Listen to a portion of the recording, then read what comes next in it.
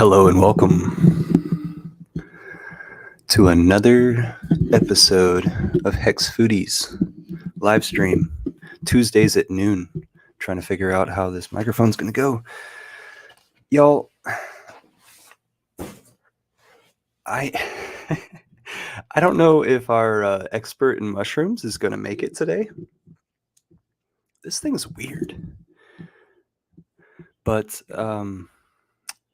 if if we don't have mushroom content coming up to the front of the line, I'm going to rant about who is a real Hexican and who is not. And you don't want to hear this rant yet. uh, we are going through growing pains, and I'm going to get savage soon.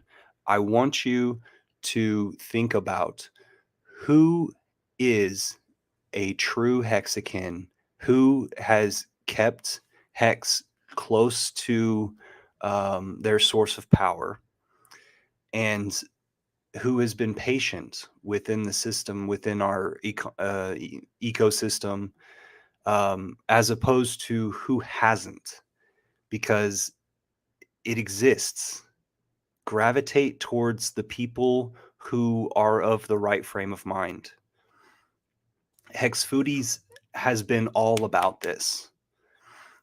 Whenever it is that Gym Rat Crypto pops up and starts talking about body health and mind health, Hex Foodies supports that. Whenever it is that Maddie Allen talked about 369 fish oil, Hex Foodies is all about that.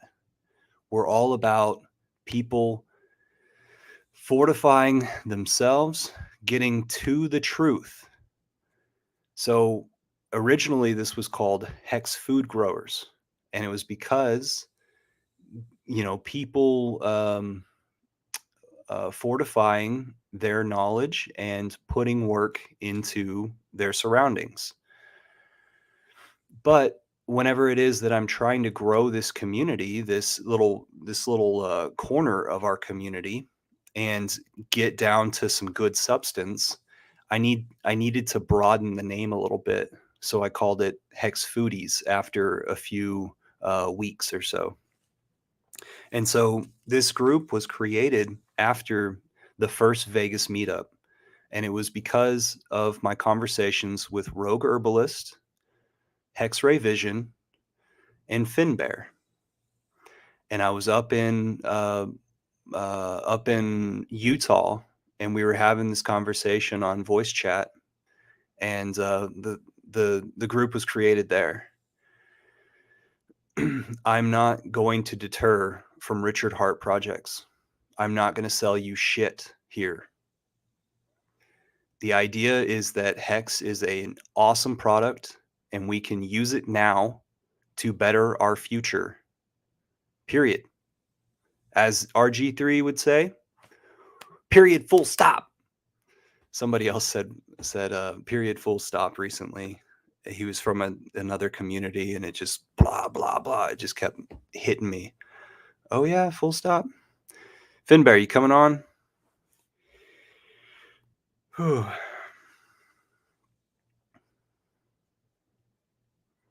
I was caught by the seed balls. Sweet. And Daraj did a great job that week. And Daraj, I'm sorry for talking over you last week and you finding the exit. I appreciate that. I had my dad on. My dad was not used to live streams at all, so he wasn't communicating back to me. So I talked over Access Alive a lot. Okay, speaking of people who are badass Hexicans helping out the Hex community, I know that I can get this better. I know that I can.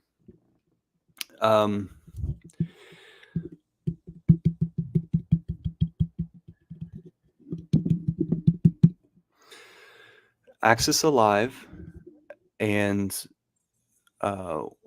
Whales Only and Orca and Gym Rat. But let's zero down to Access Alive, right? The guy who is in our chat, who has been in our chat in the past. That guy And these other guys that I just mentioned did 2 live streams recently that you should check out. One was last Thursday, US, and another was, 2 nights ago, US, so that would be July 3rd. Those guys talk about, like, the way of thinking, the way that, our environment exists, uh, the way that the universe is structured. Um, a lot of this stuff might go at first, so you could watch it a second time. I know that Good morning, Hex Siren. I know that, I'm going to watch it again because I know that I got little tidbits out of that.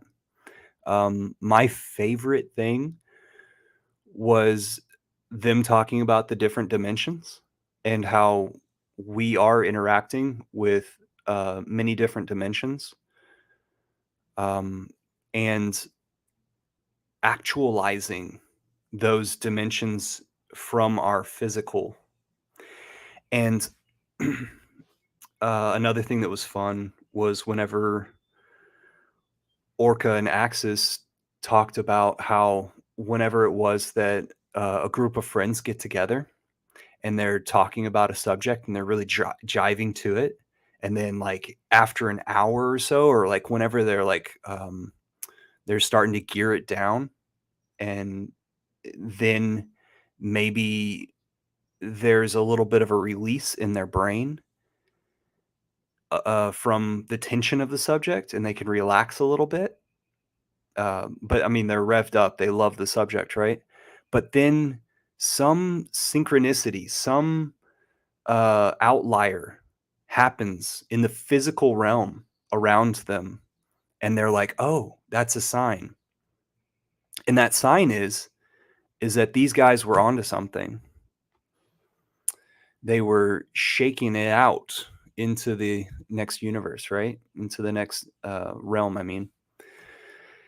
All right, let's visit chat a little bit. I've got the links in chat. It was posted by Hex Foodies. I've got the links in Telegram. T.me/Hex Foodies Telegram group is what this live stream's about. Typically, I'll go into the Telegram group and highlight what has happened in the last week. Did you guys see that Hexo is making a return to the screen? He has decided to do 555 days straight. That is wonderful. That is a part of my earlier rant where we need true Hexicans to come forward, and remind you of the peg. Remind us of the pegs of how strong Hex is. The other thing that I wanted to say towards that, fudge, I just lost it. Inviting freedom in the chat. Finbear, Duraj, Facing Reality. Facing Reality, I saw you in Twitter Spaces just a while ago while I was picking up my coffee. Y'all, Hexico is starting to come to fruition in my mind. And when that happens, my goodness, as that's happening, shit is happening. Okay, so that's what I wanted to say. I wanted to say that now would be a great time, and I don't know if this is just like where Davin's brain is. I'm gonna see if I can fix this.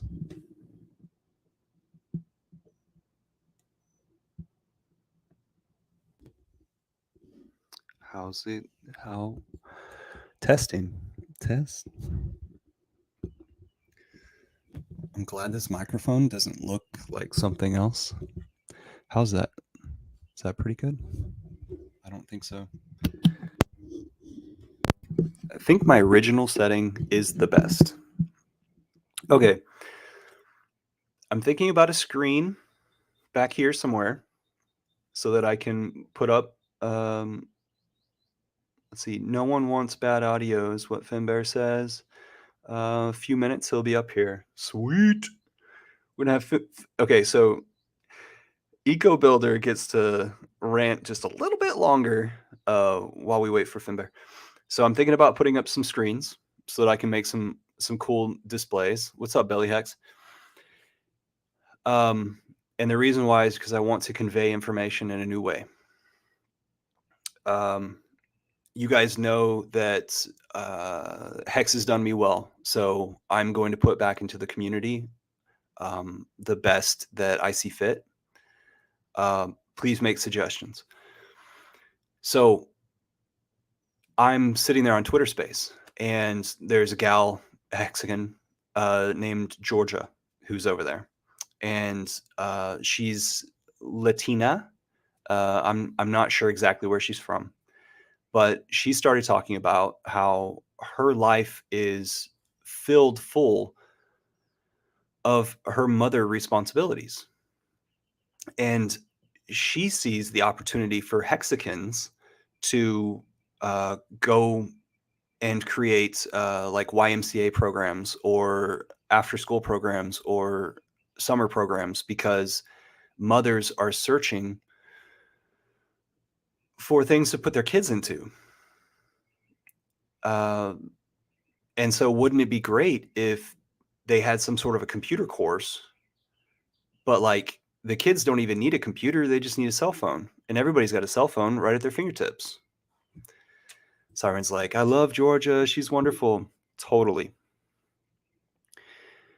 So what I'm getting at is then I speak up and I say, hey, Georgia, are you able to make some sort of a layout?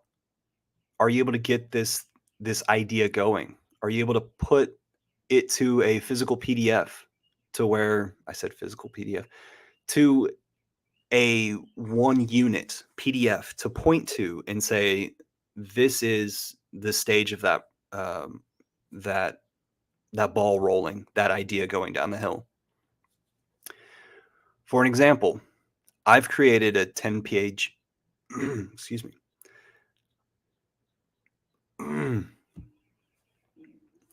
I have a little bit of a cough lately.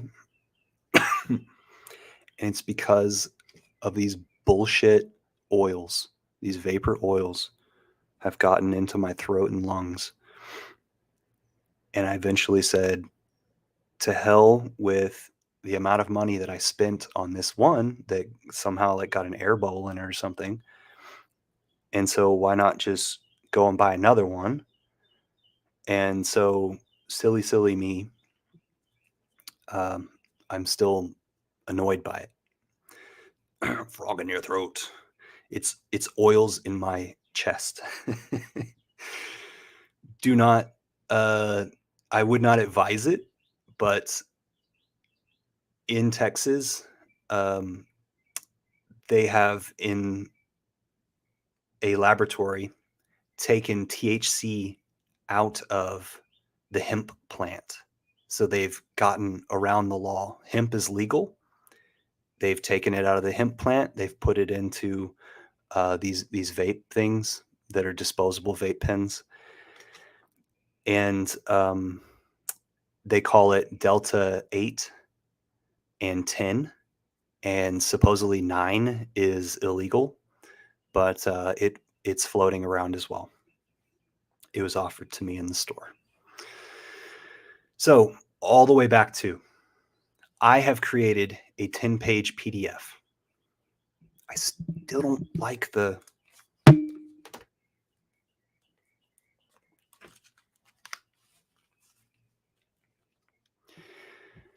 10-page PDF. I have a QR code to. It sits on my G drive. I have a QR code to it that I placed on my pickup truck. I also have it on a business card. So whenever it is that I'm out and about, I can try to onboard people passively with saying like, hey, look at this thing. I created this thing. It can walk you through. So the PDF has other QR codes inside of it as well as links, hyperlinks, to the same thing, right next to each other, to videos that then explain the same information that's there on the page. So I've thoroughly gone through it. Like the videos are shit, but I've thoroughly gone through it in order to give people the information. And um, people that I know who are diligent have become Hexicans because of that. And I'm just fine with people passing up the opportunity to become Hexicans because they think that, oh, it's too complicated. Oh, it's too much work. Oh, I don't have the attention span. But they don't tell you they don't have the attention span, but they don't have the attention span. So they're just not Hexicans. So what? So effing what? Maybe I don't have enough. Uh, what is that term? Virtue signaling. Maybe I'm not virtue signaling enough. I'm losing everything. I'm kidding. I'm gaining everything slowly, slowly consuming the entire world. What's up, Finn Bear? Hey man, I'm sorry I'm late. I've been So spacing out on the days and I missed a couple of minutes of your whatever you were talking about. Just setting up my stuff. How do you like the background? It's pretty sweet. I like it. Where the fuck are you? This is from a It looks cabin like I the was at. it looks like the inside of one of Paul Wheaton's Wafatis. Yeah, it was a lot nicer. I'm sure. It didn't have a ground like a mud floor at least. Did you see? I didn't post the video. I guess. Did you see the video that I posted of going into the Wafati and then opening the door and then closing it again and then going to the cliffside? No, Okay. no, So I'm gonna have to sometimes whenever I post check things, it out. they'll get Yeah, they'll get caught like the videos, the long videos, they'll get caught up in loading or something like that, and then they just won't yeah, post at all, and then I'll just yeah, cancel it and forget about it. Sorry. yeah. Yeah, or you could just like stop it and start sending it again. And often it's just a few bytes that are missing, which is pretty quick. Okay. I look a bit funny. It's like my A little grainy. yeah, it's like my eyes are like translucent. I'm gonna see if I can. Guess what? What? It's all You're me. full screen. Oh my god! What did I? Who is this guy? Hello. Gotta put you full screen. Oh, darn it. Yeah, I Um, went. so See, I that's how you get rid of a problem. You accelerate the situation immediately. yeah. Um, I was going through my G Drive recently, um, Yeah, and that's where I posted that video that then I had let's see, I had clipped our Hex Foodies live stream while I was at Paul Wheaton's place. oh And yeah, then yeah, I said, "Hey, pitch Hex for him." yeah, And then I clipped that portion of our video and I put it on my G Drive. And yeah. then I sent an email over to Paul and I said, "Hey, Paul, here's your Hex pitch." Um, and so Do you you think start he out heard that it? Hex pitch by explaining, uh, "I've I been through a suck. few bear markets. That's why they call me Fin Bear."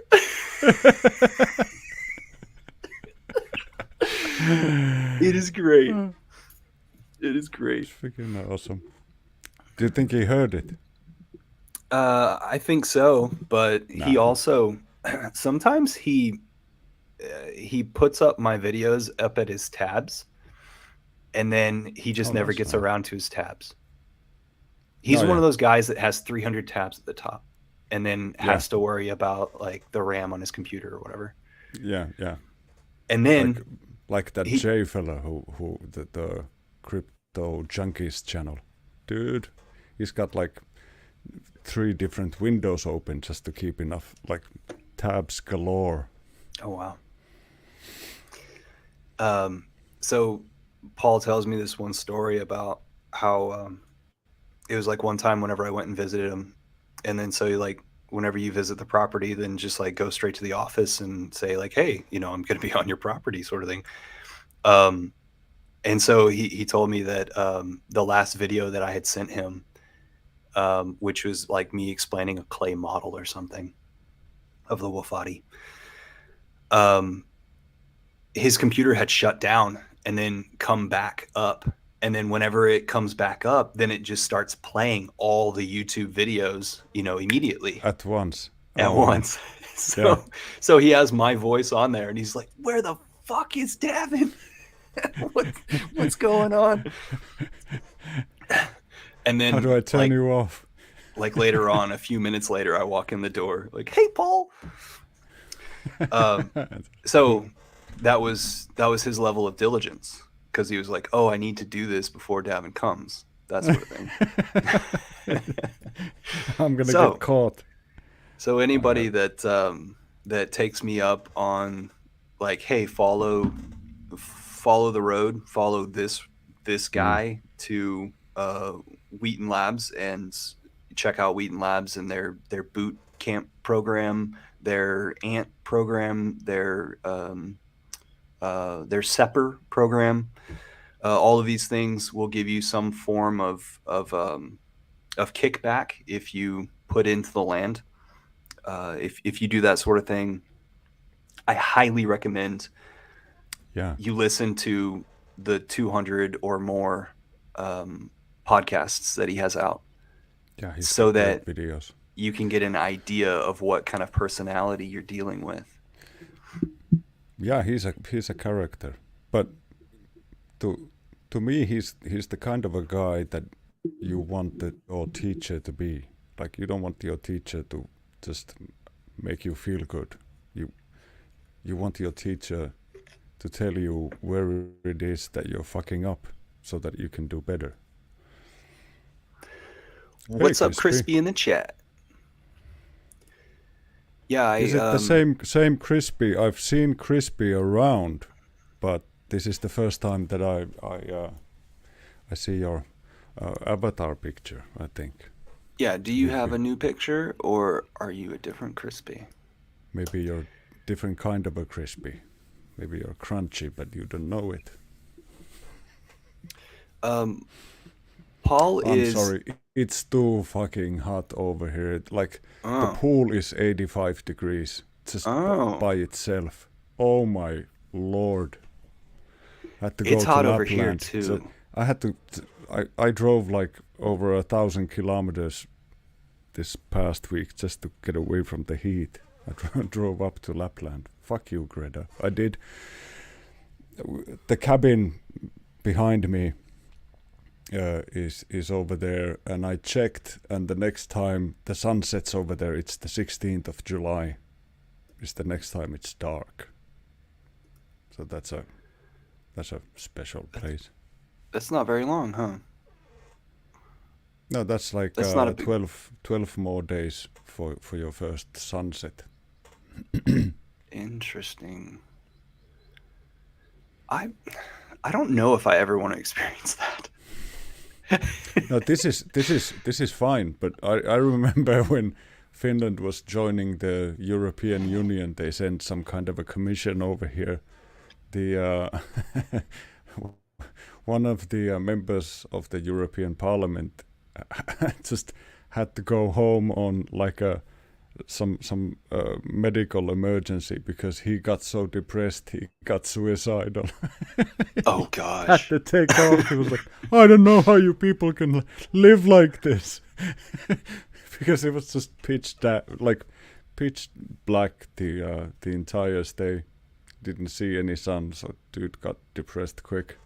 And can you imagine like meeting business partners and things like that? Like meeting all the connections locally and just Yeah, not feeling the energy come into your eyes, not recognizing no, what it dude, is you just that you normally you do. flick the lights on. That, yeah, you just have to make do.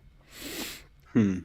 So That's weird. I bet Finns have a completely different way of like producing melatonin, for instance. Like falling that's what I'm asleep is thinking about. really easy, but you have to Or like sort of drug abuse. imagine falling asleep and it's like this, like the sun is shining into the freaking Hex Foodies is number one. Full stop. yeah, period. That's how I saw that. Yeah, Inviting freedom. I'd love to have your voice say that. We need to make some sort of like an yeah, intro. that'd be a great like intro. I'm gonna invite or just send a link. I'm not gonna invite him here, but I'm gonna uh, send the link to the Rags to Riches chat. Okay. Let's see. There's maybe two good guys over there, but let's see if they come. I'll put the link into conspiracy, Hexpiracy. All right.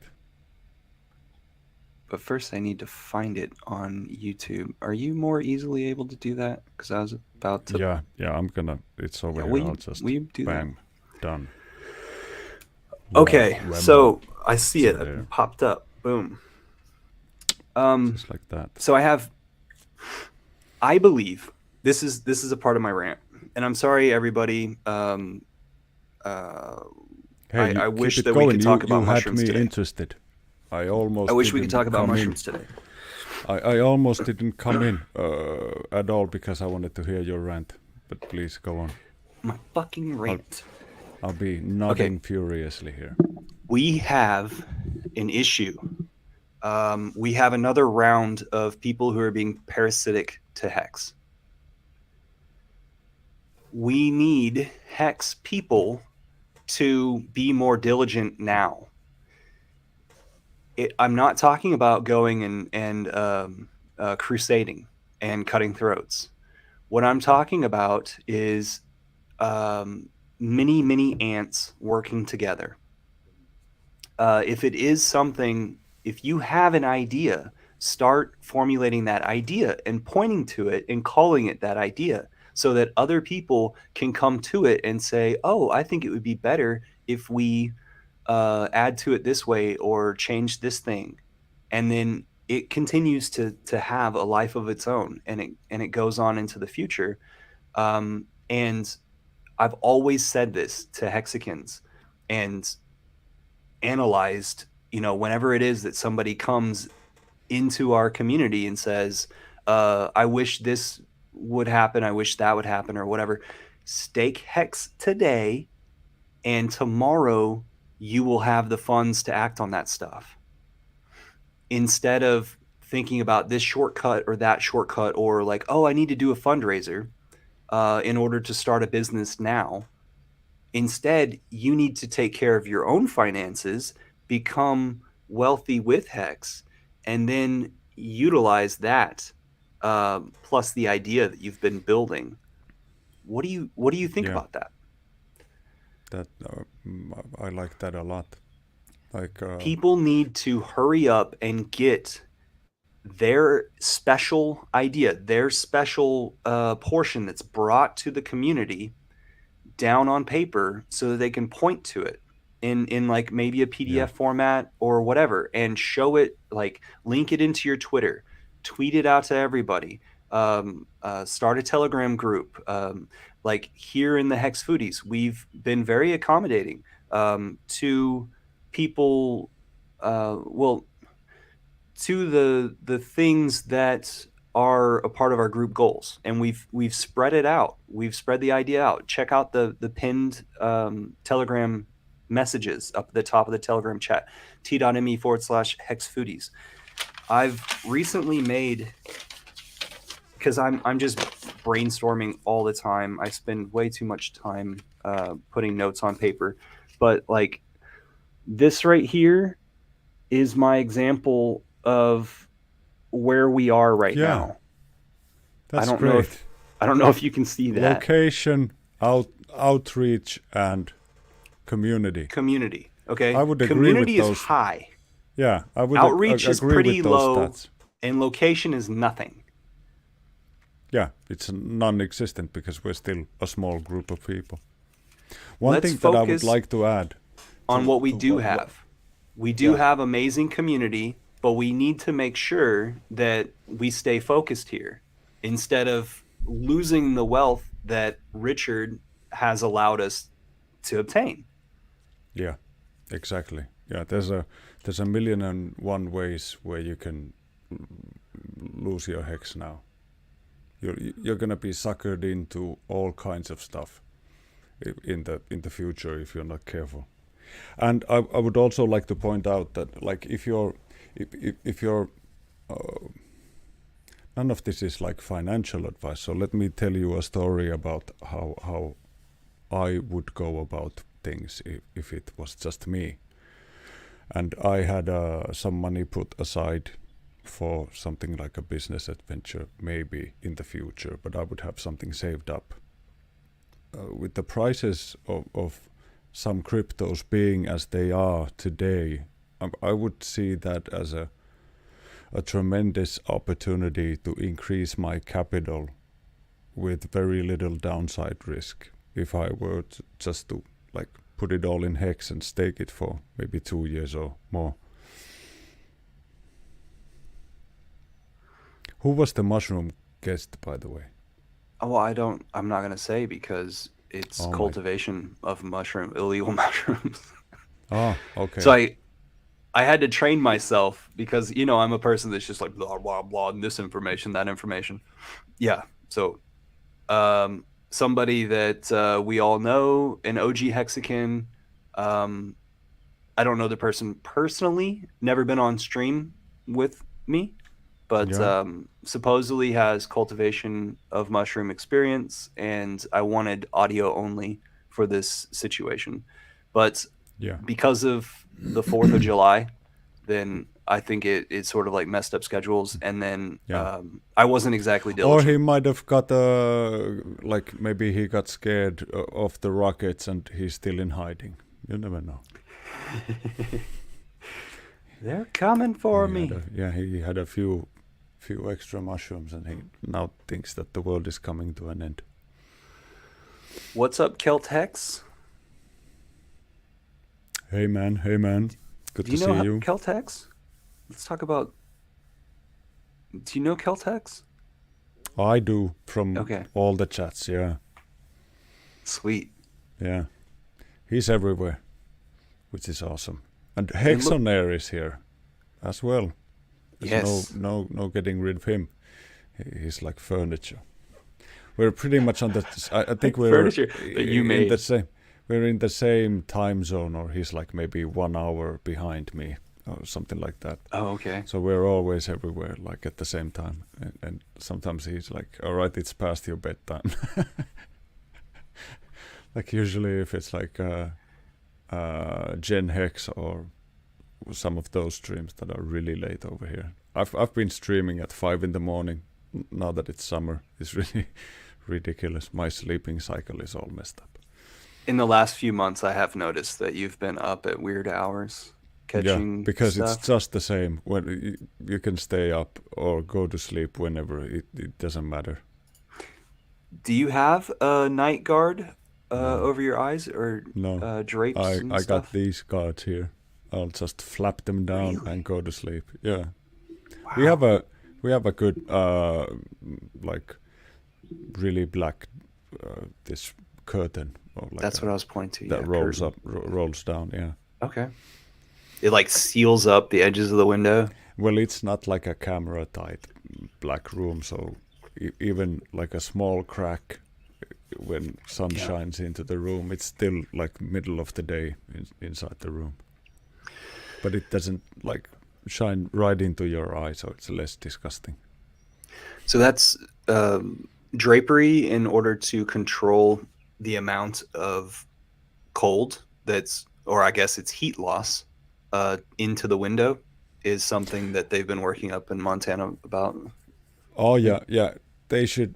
I don't know if they've built them, but it's a good idea to build like a box on in front of the window and hang the drapes like on the outer side of the box? You probably know it already. So a huge window ledge all the way around the window, Yeah, and then have the drape make contact with that window ledge.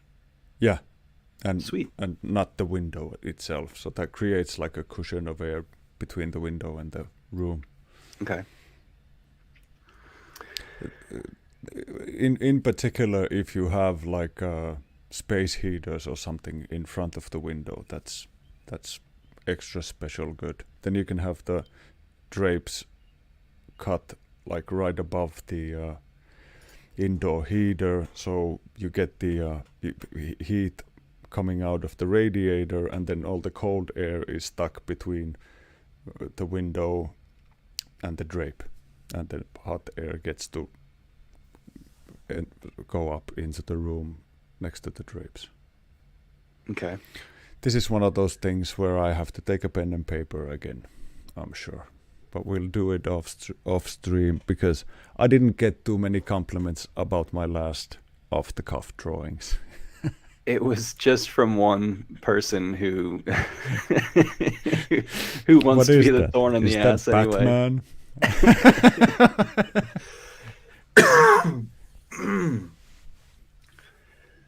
1 meter deep stone walls. That sounds freaking awesome. The comment is I isolated 1 meter deep stone walls with cellulose Cellulose wool. wool. Yeah. So what? That's on both That's sides? Just the inside. Just I would imagine just the inside, because otherwise you would have like condensation you'd have issues wet if it's wall wool. yeah. Yeah. You could have a moisture, but anyway. Yeah. Um, cool. So what kind of floors after that? Oh, okay. Inside There only. we go. Yeah. I wanted to pick a question out of the chat. So, what do you guys think about an HSI stake uh, being handed over as a permaculture grant? Mm, yeah. I don't necessarily see that as a bad idea. But usually giving away money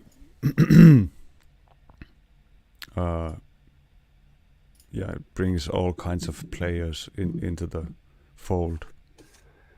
So, everybody in chat, if you have ideas towards what Hex Foodies could do diligently, so like small little projects, please just post them to the chat. We have ideas all the way from Hexico, all the way to hands-off grants. Red Squirrel's here. Oi, oi. Hey man. Yeah, it's yeah, I don't know. Like I'm not opposed to giving out grants. It's a place that is quite far from me, and I don't know if I'll ever be able to even see it. So that's like a thing that makes it sort of distant from me. But let's say something like that were to happen in Europe or somewhere, then we would have like two different grants that could do separate things on different continents. That'd be interesting. Yeah. Or we could have like a global grant doing other stuff. Like we could start dishing out bribes. That'd be like, Yeah, let's put in some that's what it big is. like let's put in some big bucks now. Like everybody drops in like $1,000 worth of pulse from sacrifice day one, and we'll give it a few years and start freaking kicking ball with the big boys. So what I was thinking was it wouldn't be the finances wouldn't be an ongoing thing. Instead, they would be set in stone with the HSI to where you could just pass it to the accountant, the Yeah. CEO, CFO. But the thing is, you can't get of the organization. You can't get yield out of an HSI, but only by selling it. Right. Right. So once it becomes the due date, then they sell it. Yeah, but that And would you're be saying 15. That you would be want an 15 years ongoing from.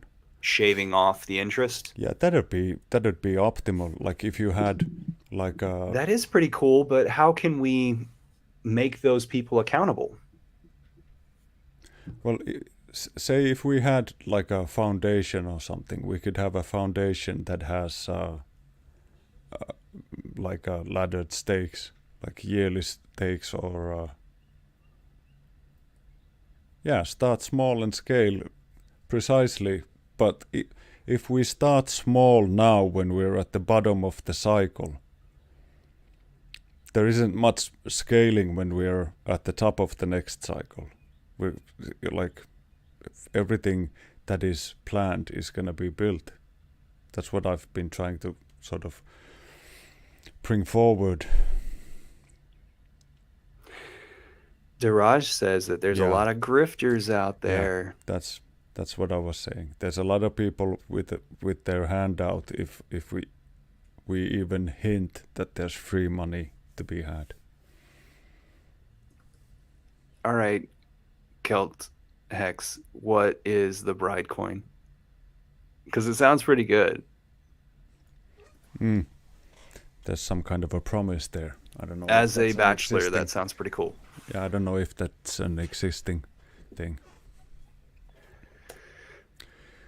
Yeah, So it's permaculture isn't like the Thorin princess is coin.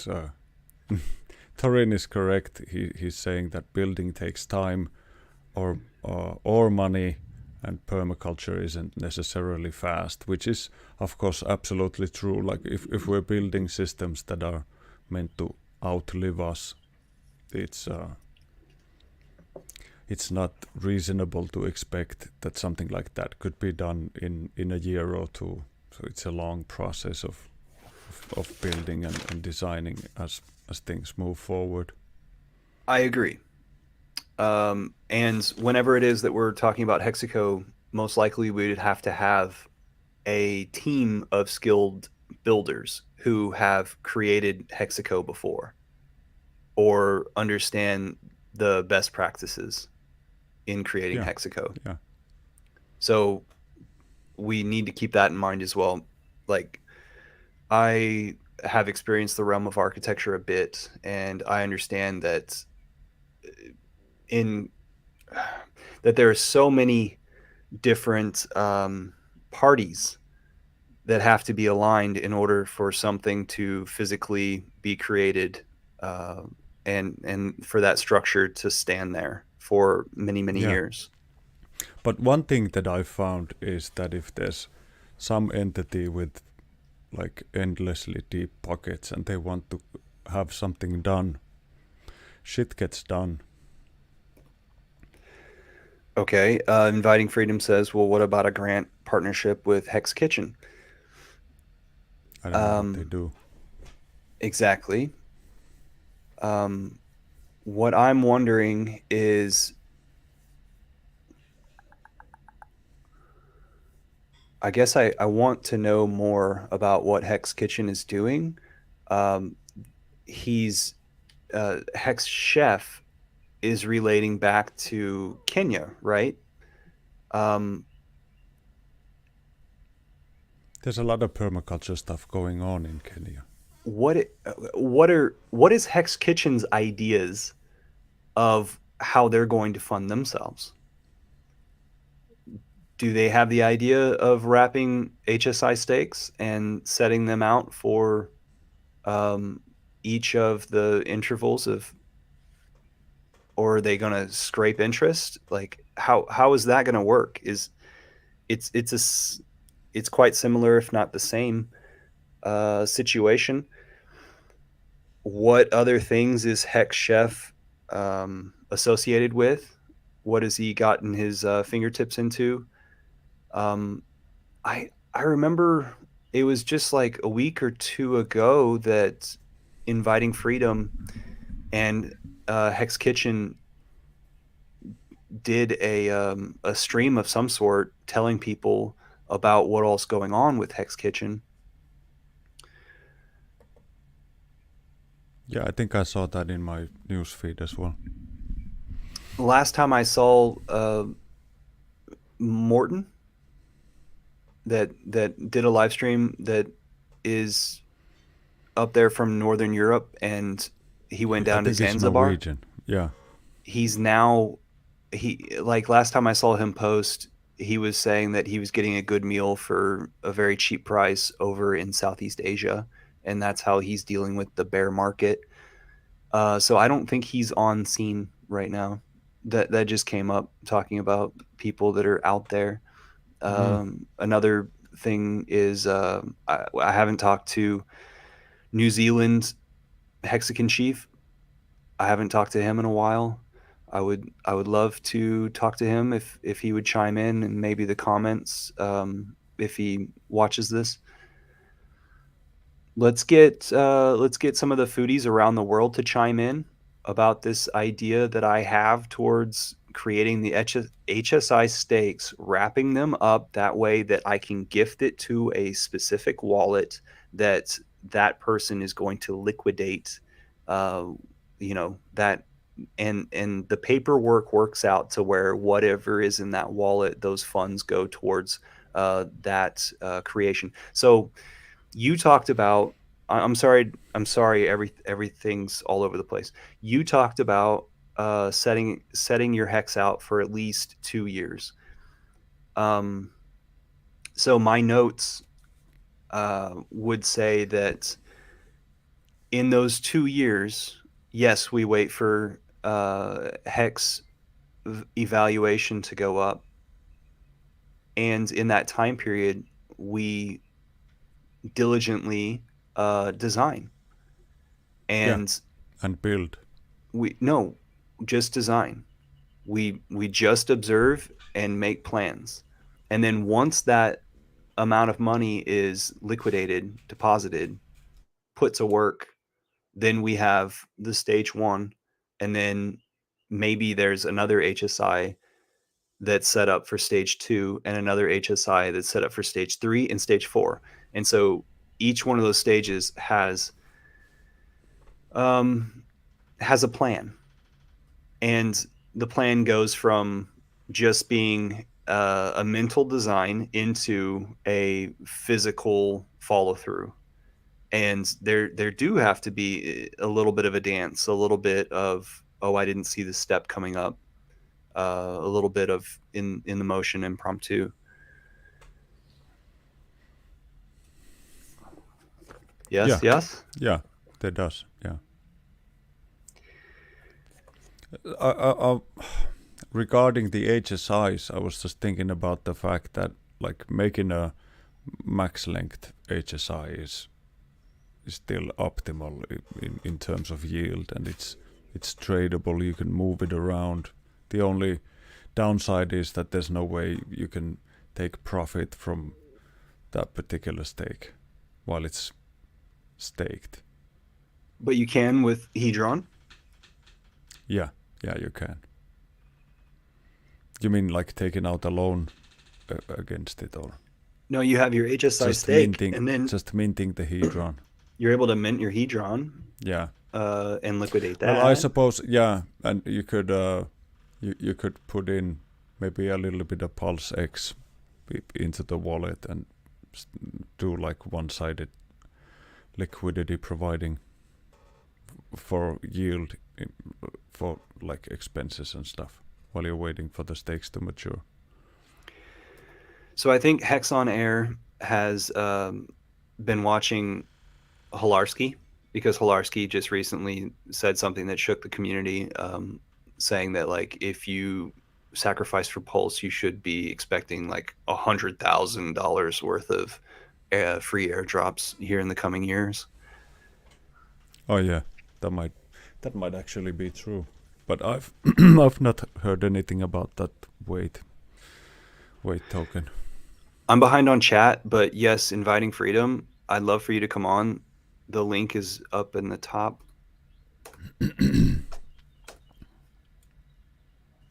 in order Who, to talk about, and I also posted it to the bottom as well. Celthex is asking who is Ryan Lopez.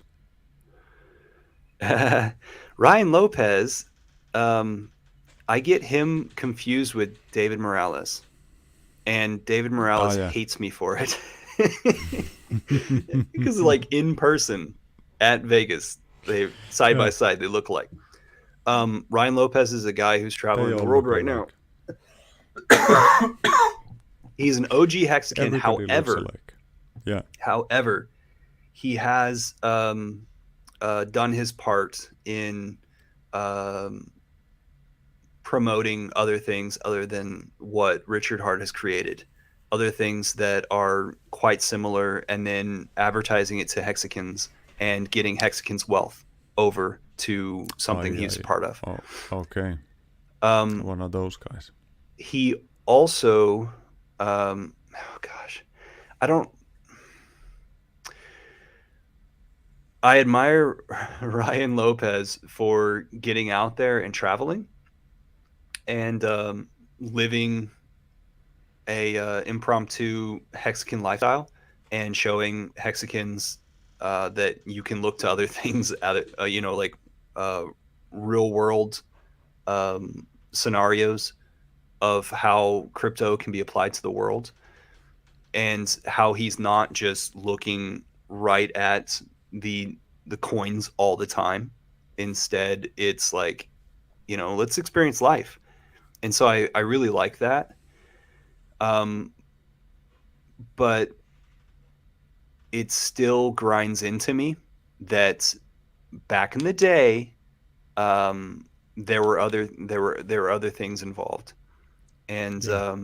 I, He I was I still wish getting Ryan the people best, wrecked. and especially whenever he's communicating with the Hex community, I wish Ryan the best, Sure, sure. and he will be most likely at If the he Vegases and the succeeds meetups and stuff like that. if he succeeds in Hex, like I hope he does, none of us are like worse off because of it. So Yes. that's what the great thing about Hex is that none of your future or present wealth is at the expense of somebody suffering at the other end of the deal. He's If probably you're at staked, true. And that's why we're sitting there like saying, "Hey, take care of yourself, and yeah, it's up to you. We're here to cheerlead and stuff, but it's up to you. Take care of yourself." Um, let's see. What did I want to say? Ryan is probably a shark or a very high dolphin. Just keep that in mind. so a big time player. Yeah, But let's not talk about other people's yeah. backs. Let's not do that. I'm trying to All catch right. up on the chat. Bridecoin equals Mary Joanna. Oh, All right, all right. I'm. I think I'm like the Tom missing some Petty. of the chat. That's weird. And Torin's also talking about Earthships, which is really interesting. But there are some issues with Earthships built out of trash that I don't necessarily want in my house.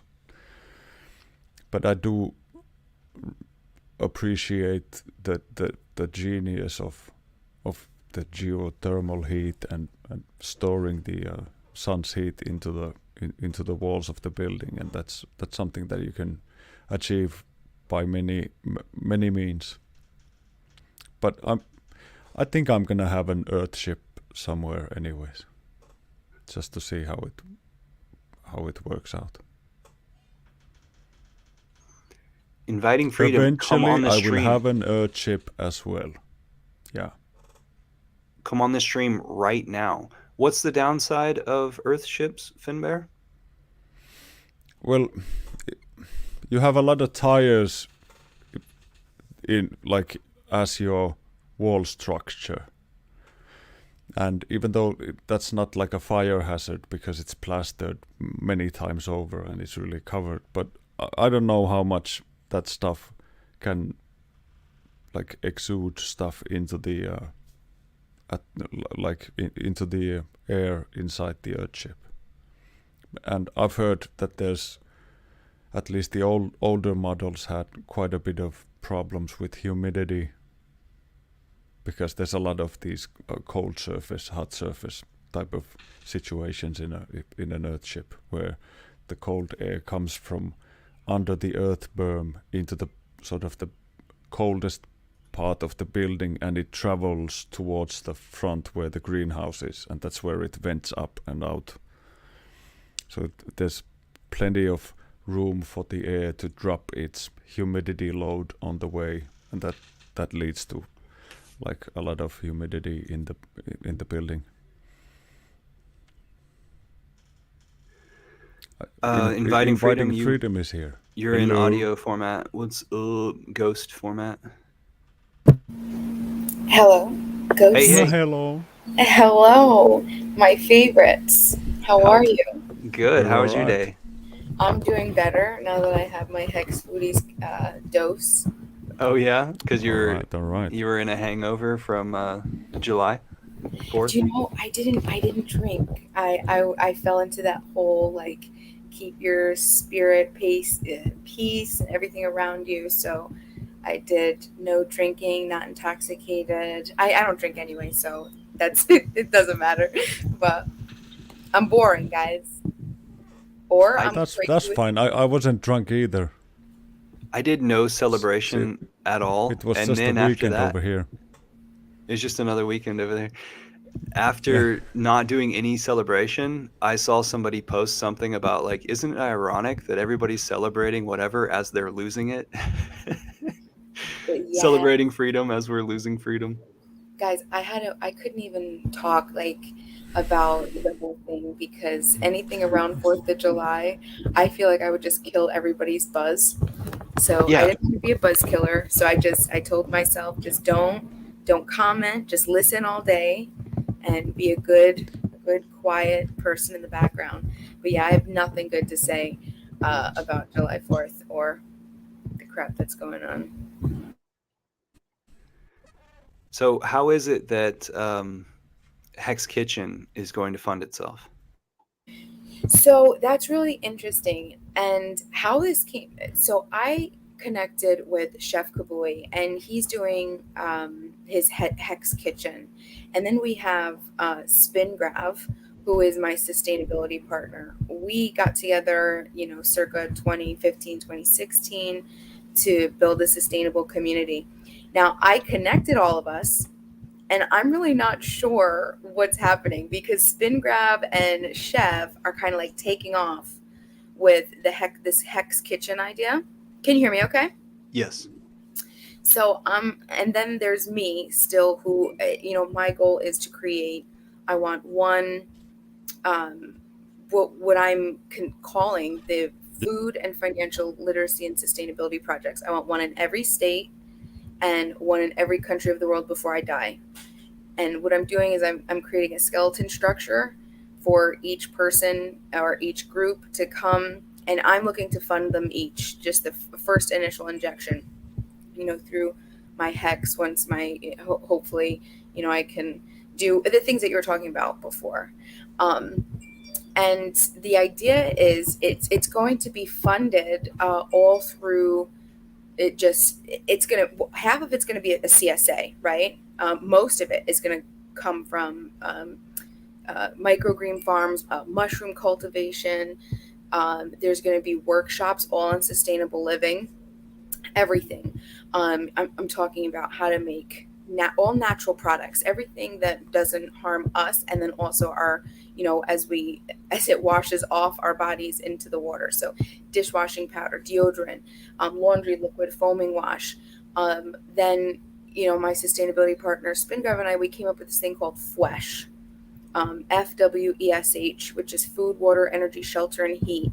So find sustainable alternatives for those and teach, how to do straw bale houses. These are workshops, straw bale houses, geodesic domes, how to build solar panels, all the things that we need to build sustainable home structures, and it's supposed to be a beacon for people who don't have the money to go and do it themselves. So the money is going to come from mostly donations, and then from any food that is sold, through the CSA, and from workshops, that people want to come. But we plan on having like a 3-week program, 3 to 4 weeks of people just to come freely, and they just have to give back. So have you heard of woofing?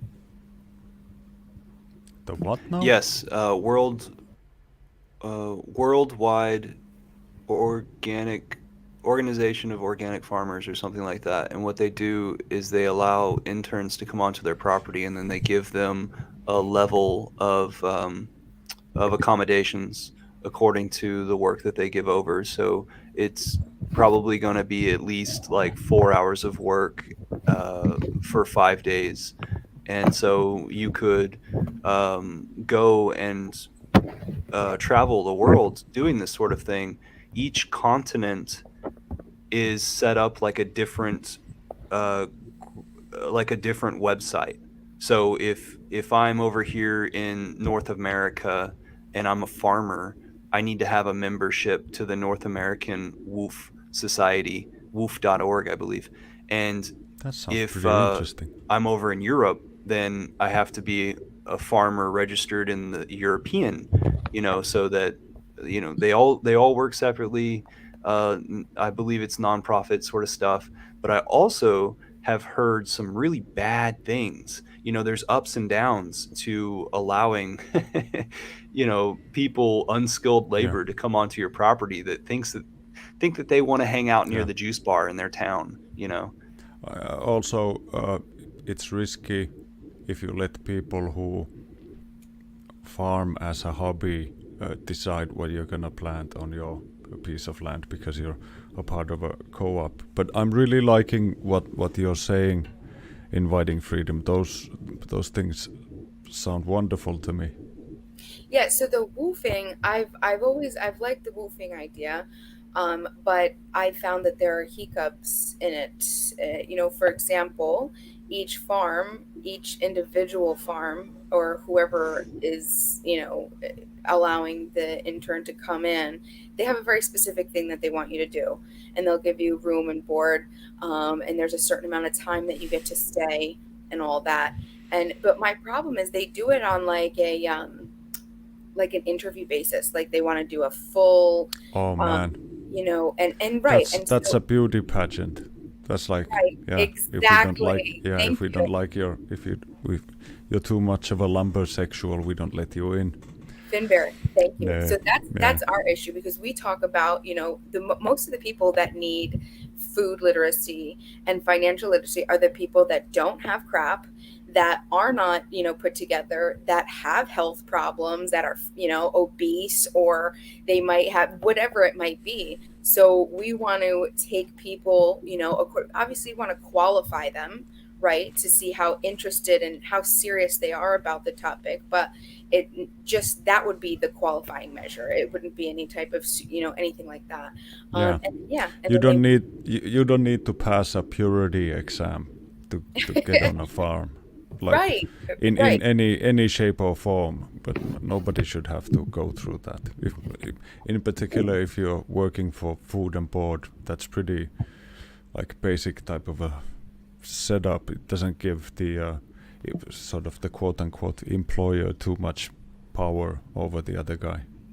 Yeah, I That's I how I I see it. lost out to a couple woofing internships because I was a woman, and they ended up, and I figured, they wanted, but I was just like, listen, I'll do the work, you know what I mean? It doesn't matter. I've worked, but they don't want to hear that. So, and that's fine. Like that's the way that they're going to do it. But our concept is to get the people that actually need the help. But there are going to be so many different Oh, opportunities. I didn't mean we let women in there. Right.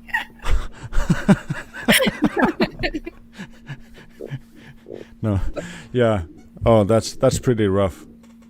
But If they so did, many, yeah, yeah, but so many that's stupid. opportunities to build, and to create a nice revenue stream constant, because the idea is to make it sustainable. That's the entire thing. Yeah. Yeah. So if But it's like not, those mushroom setups, depending on where you're located, they don't take too much money. Like I've seen guys run perfectly good businesses where they go grow mushrooms on like in tents, the sort of these greenhouse tents that are just slightly modified. They have a quilt covering them, so they're dark. But the dude grows the stuff outside only for the duration when the greenhouses stay like above zero on their own. And once they freeze over, that's it. No more mushrooms for that season. But it's really cheap, and that dude, like, he does a huge turnover just serving his like local restaurants. yeah, that's and talking about the structure of the different I guess sustainability project center things that I want to create. When I said like I just want to create like a skeleton, I really want the whatever type of environment is there, them to then plug in all of the things that work best, right? Customize it. So, and then we're going to do like an open source type thing where if there isn't something that's working or the revenue isn't coming in, try the other things that we're going to do. So, but it's going to be a process, and I don't care if I spend all my money doing it and it fails. I'm going to do it anyway. I hope it doesn't. It sounds very good. Like that sounds very sort of up my alley type of stuff that you're talking about. I think that's a lot. I think it's a shit ton of things. I think that you want to like that's a big elephant to eat on your own. I'm not a planner, so I don't even know how to comprehend all of these things, eventually come to your head just fruition. Grew 2 sizes. Over here in chat, excuse me. Over here in chat, I'm putting a little star next to some of the large comments that came in that we haven't gotten around to yet. I don't know how that shows up in the other chats. To me, it's just starring it. I see them here. Okay. Slightly. Maybe it's just an administrative sort of thing. I don't know what y'all can see on YouTube. So one of them was Turin talking about aren't there teams in New Mexico that basically the students pay for the house to be created in order to receive their training? That's pretty interesting. Yeah, I've seen that. Yes, it's Earthship typically related. Whenever you say New Mexico, I'm thinking Earthships. Yeah.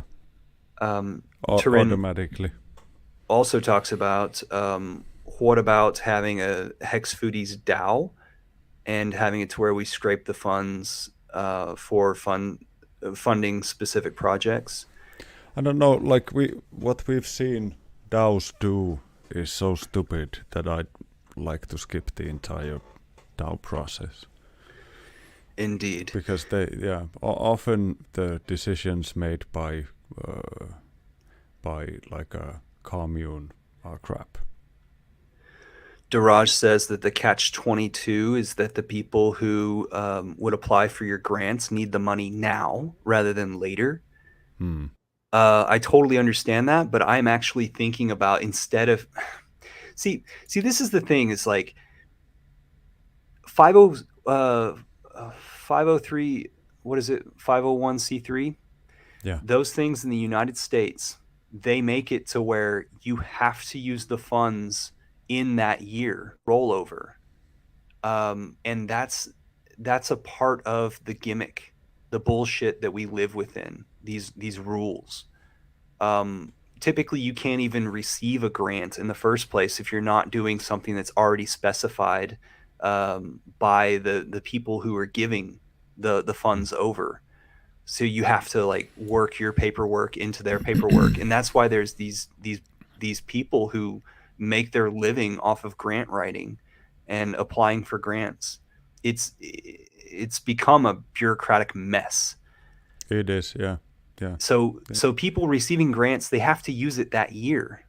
Mm. Or So that's if it's a continuing sort of yearly thing, if they don't use everything that year, that usually means they get a bit less the next year because they were that much more. So they have to sort of lean up their operations. That's never gonna happen if you have an organization where the funding comes from elsewhere. It's never gonna downsize. It's never gonna go and shrink. It's always gonna want more, and it's always gonna be more expensive to run. And I really don't like organizations that are just parasitic, that just continue to use, and don't actually create anything for themselves. So it's interesting that Daraj is the one who brings this they need the funds now situation whenever it is that we've seen really good YouTube videos. I don't want to be that guy, but I am. We've seen really good YouTube videos of villages getting together, having competitions amongst each other, and creating hydration for the Thousands, land. yeah, thousands and thousands of small water catchment things And all those over ideas are India. future oriented. Those ideas, take time to come into fruition. Yeah, So I don't see it as being that far of a stretch. If, like, the idea that I have right now is Navajo Nation, this artesian well that's right behind us on the screen. Maybe I can take us off.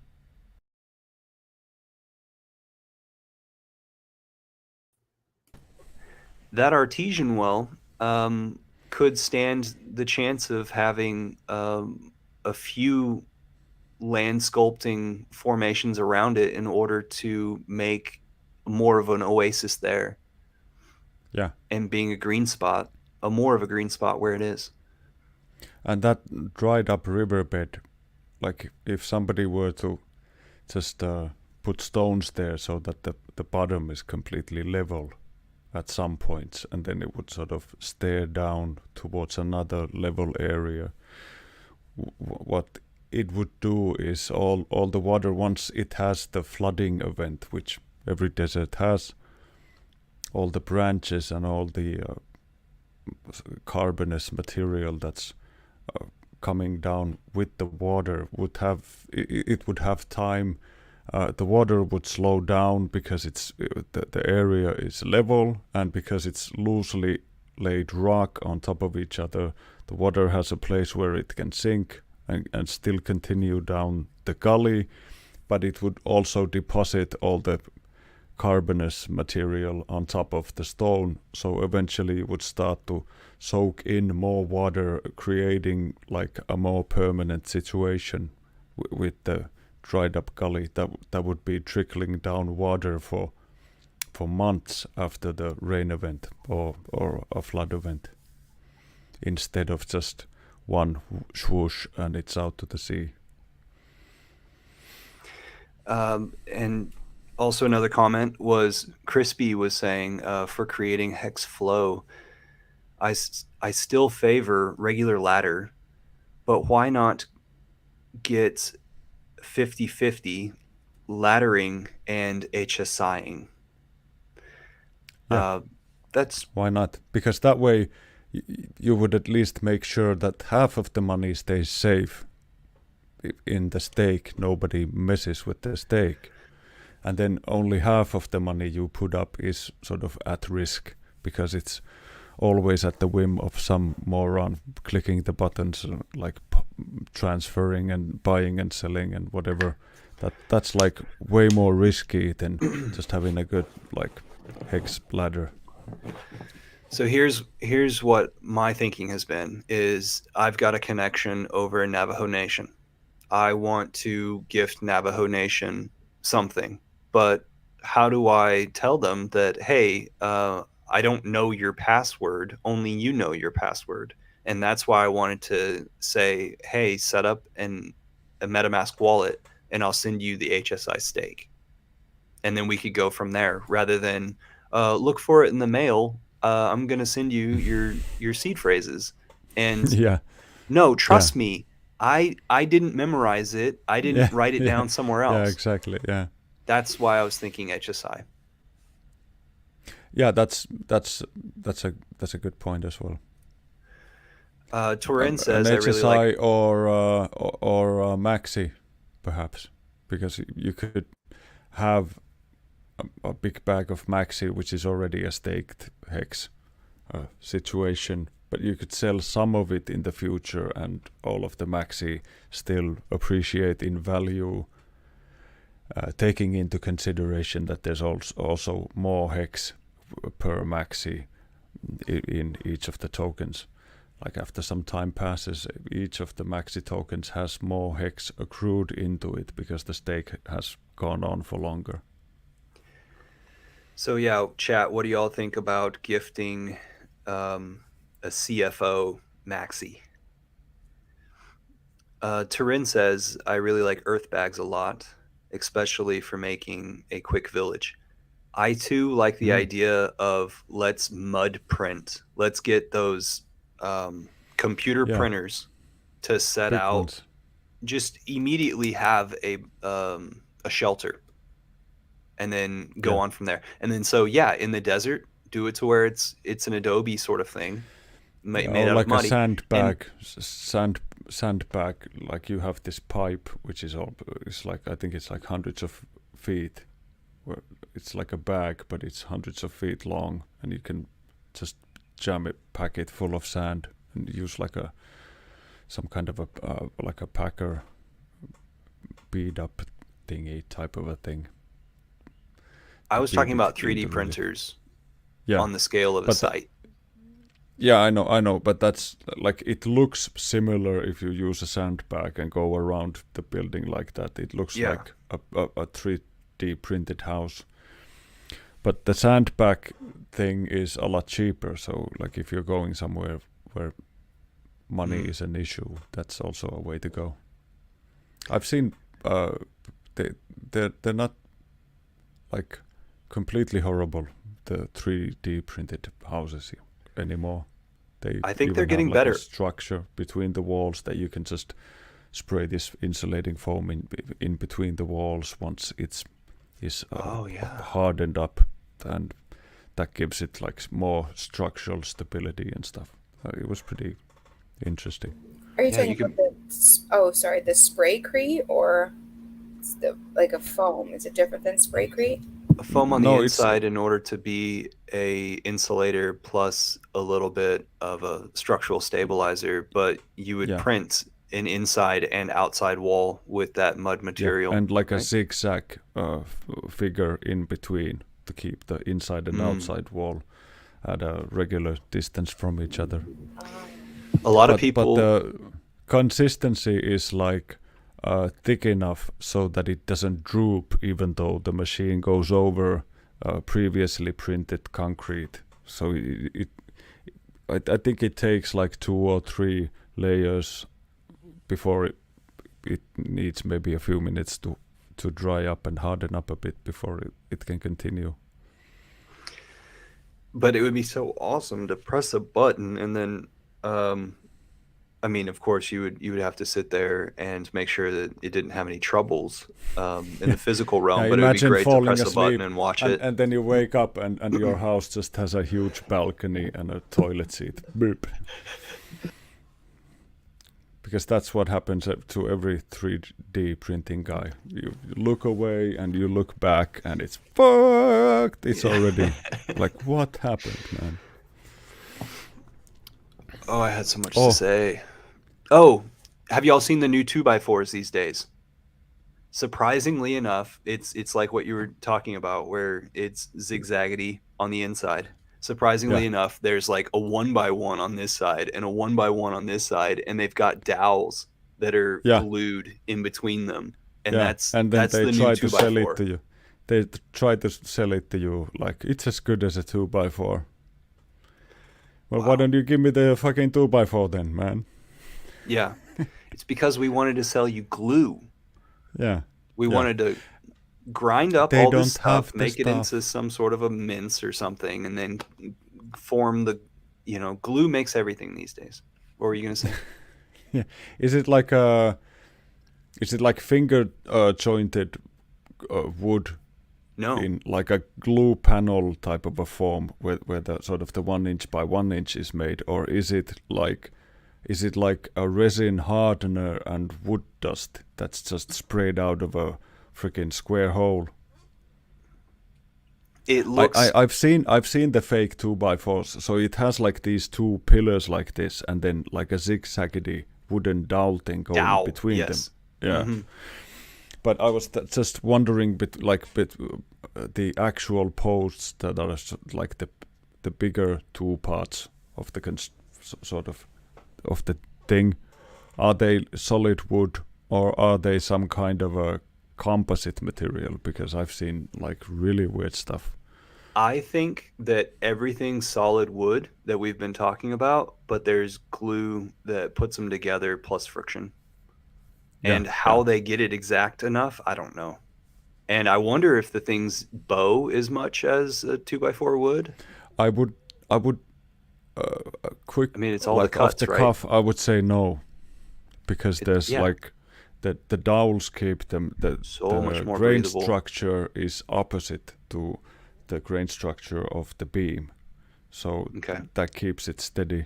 So the dowel just thickens by maybe 30 thousandths of an inch or something between like when it's really wet and when it's really dry. That's good info. But the post can like it can what's the word, is like swell up to 8% in thickness, like when you go like along the grain, but across the grain it's way less.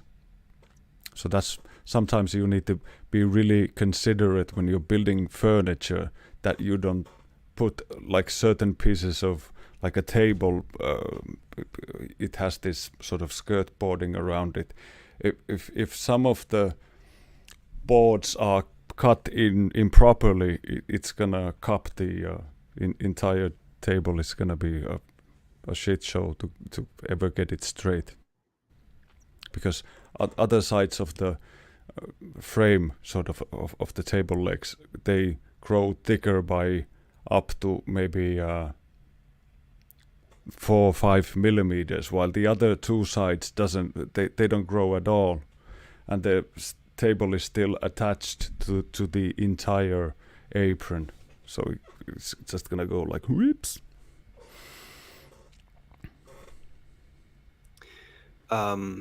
Let's see. Whenever we're talking about gifting Maximus, Kelt said it would suck to be in the bear market right before Maximus ended, if that occurrence happened, right? Yeah, So but about that's timing, right? But the same thing whenever my whenever a big fire stake hex ends. would come Yeah. liquid, right? And imagine, So like, would you we would all rather be have time. like Maximum's stake is like, I think it's the 5th biggest stake. So what about when the 4th biggest stake ends?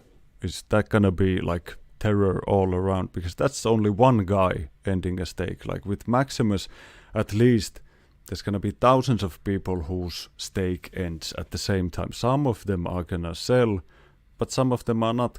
Like some of them are probably just gonna restake.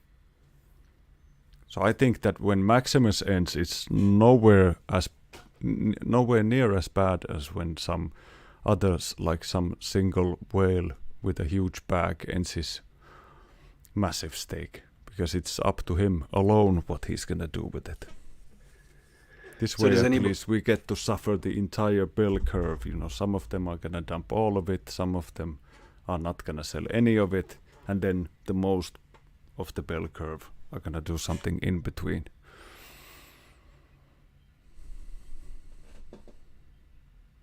Our brains are hitting on all cylinders today. I don't know anything about this Yellowstone. Yellowstone, where ranch hands make bunkhouses. No. However, I have been inside of a hotel at Yellowstone. It was a pretty cool experience. You know, everything's built Yes. out like a log cabin Why am Yeah. I talking to a Finnish guy about Yellowstone? Or about log cabins. I'm well, sort of. I know about log cabins. I have been to a few. But hey, dude, it's getting pretty Hey, late. I've been okay. driving for I think 6-7 hours. Well, really fast. Answer this one. Medicals, medicinals. Uh, Are you interested? of course, I'm interested in growing anything that is legal and pays a good, like pays good to do it. Absolutely. Yeah. So And there's a let's. lot of, like, the word on the street is that Germany is the next country that's looking to legalize farming Sweet. and all sorts of funny business with the devil's weed. All right. So that has been dropped. All right, Finbear, I'm gonna keep ranting for a little bit. Yeah, please do. I want to hear what you have to say. Cool.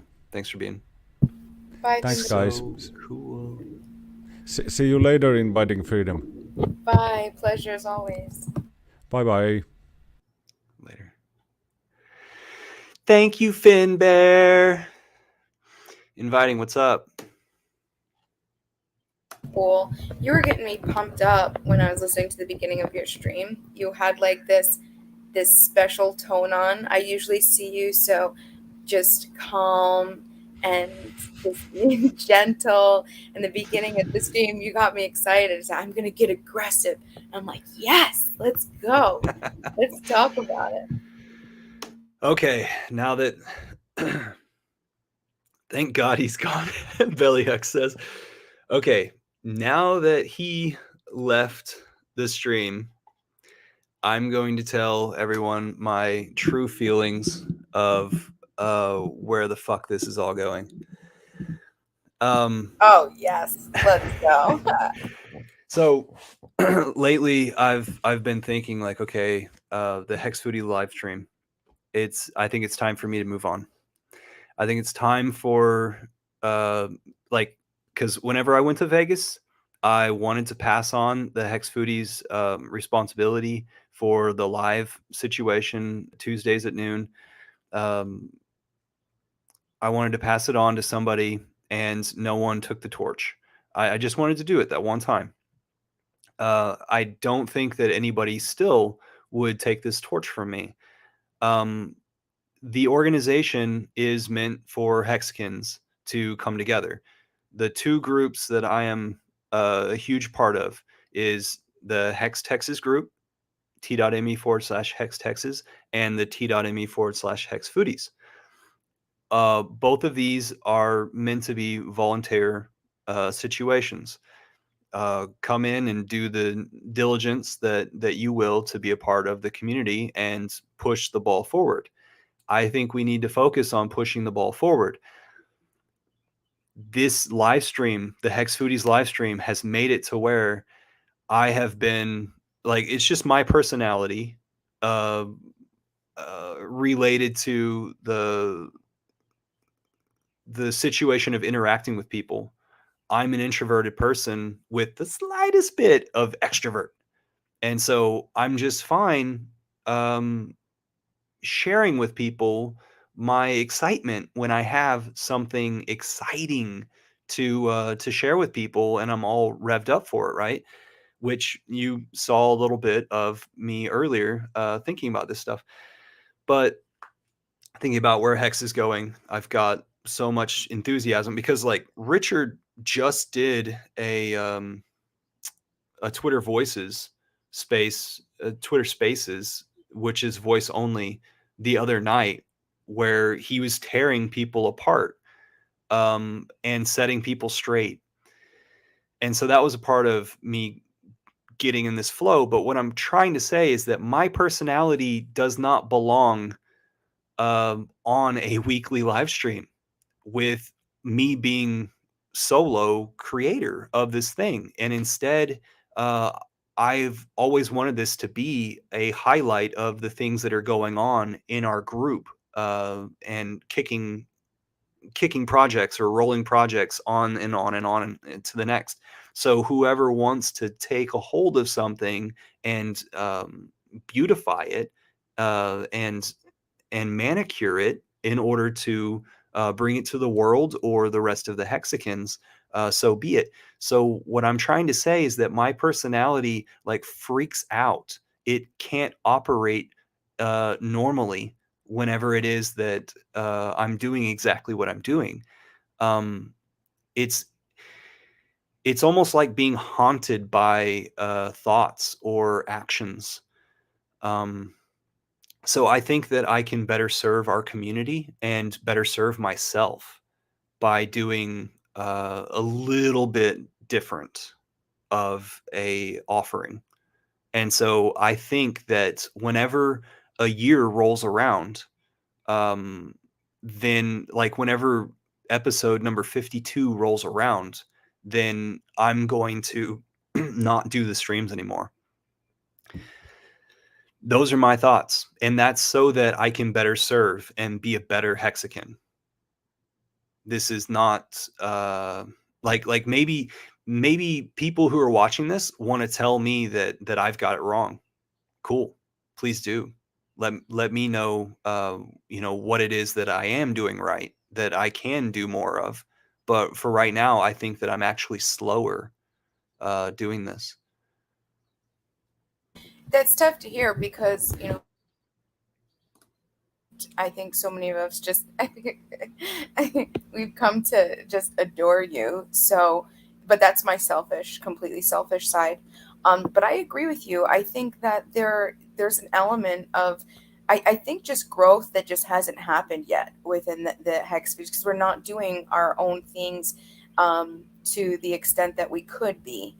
And I feel that the Hex Foodies channel here on YouTube, what you're doing now, would be, I mean, incredibly amazing once we really get ourselves, we've cultivated, an environment where we can build with one another.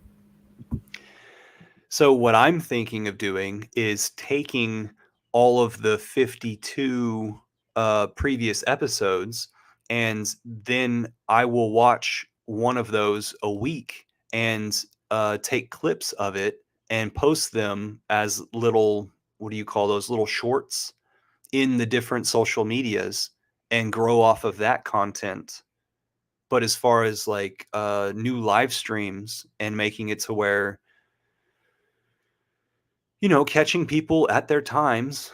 I'm just wondering if I can better utilize my time and intrigue others. We've covered so many topics thus far. We've allowed our personalities to come out. I've got uh, many of you have come on the streams and shown your personalities for people to attach to in the future.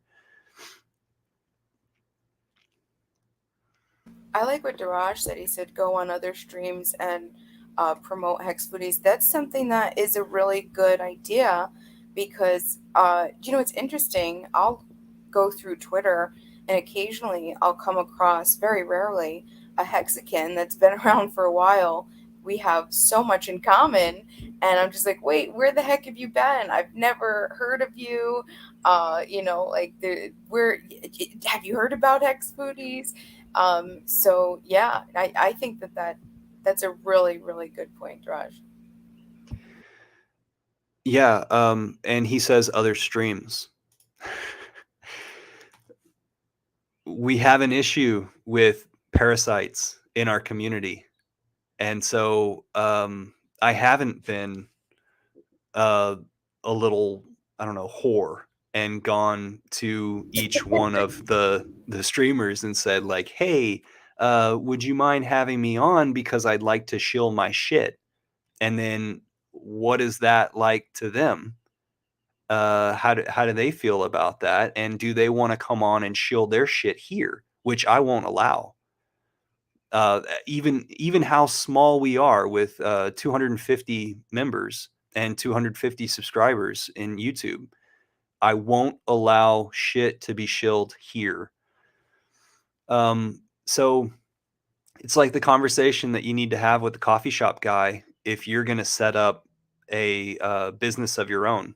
If if if you get to know the guy at the coffee shop and he starts giving you free coffee, you need to deny that free coffee. Why do you need to deny that free coffee? Because you're about to set up a business that is going to have stuff that could be for free as well, and you don't want them to assume that you're going to give your shit for free if they give their shit for free. That was a like far out there example, but that's what I'm going through in my life. Like where we have these relationships uh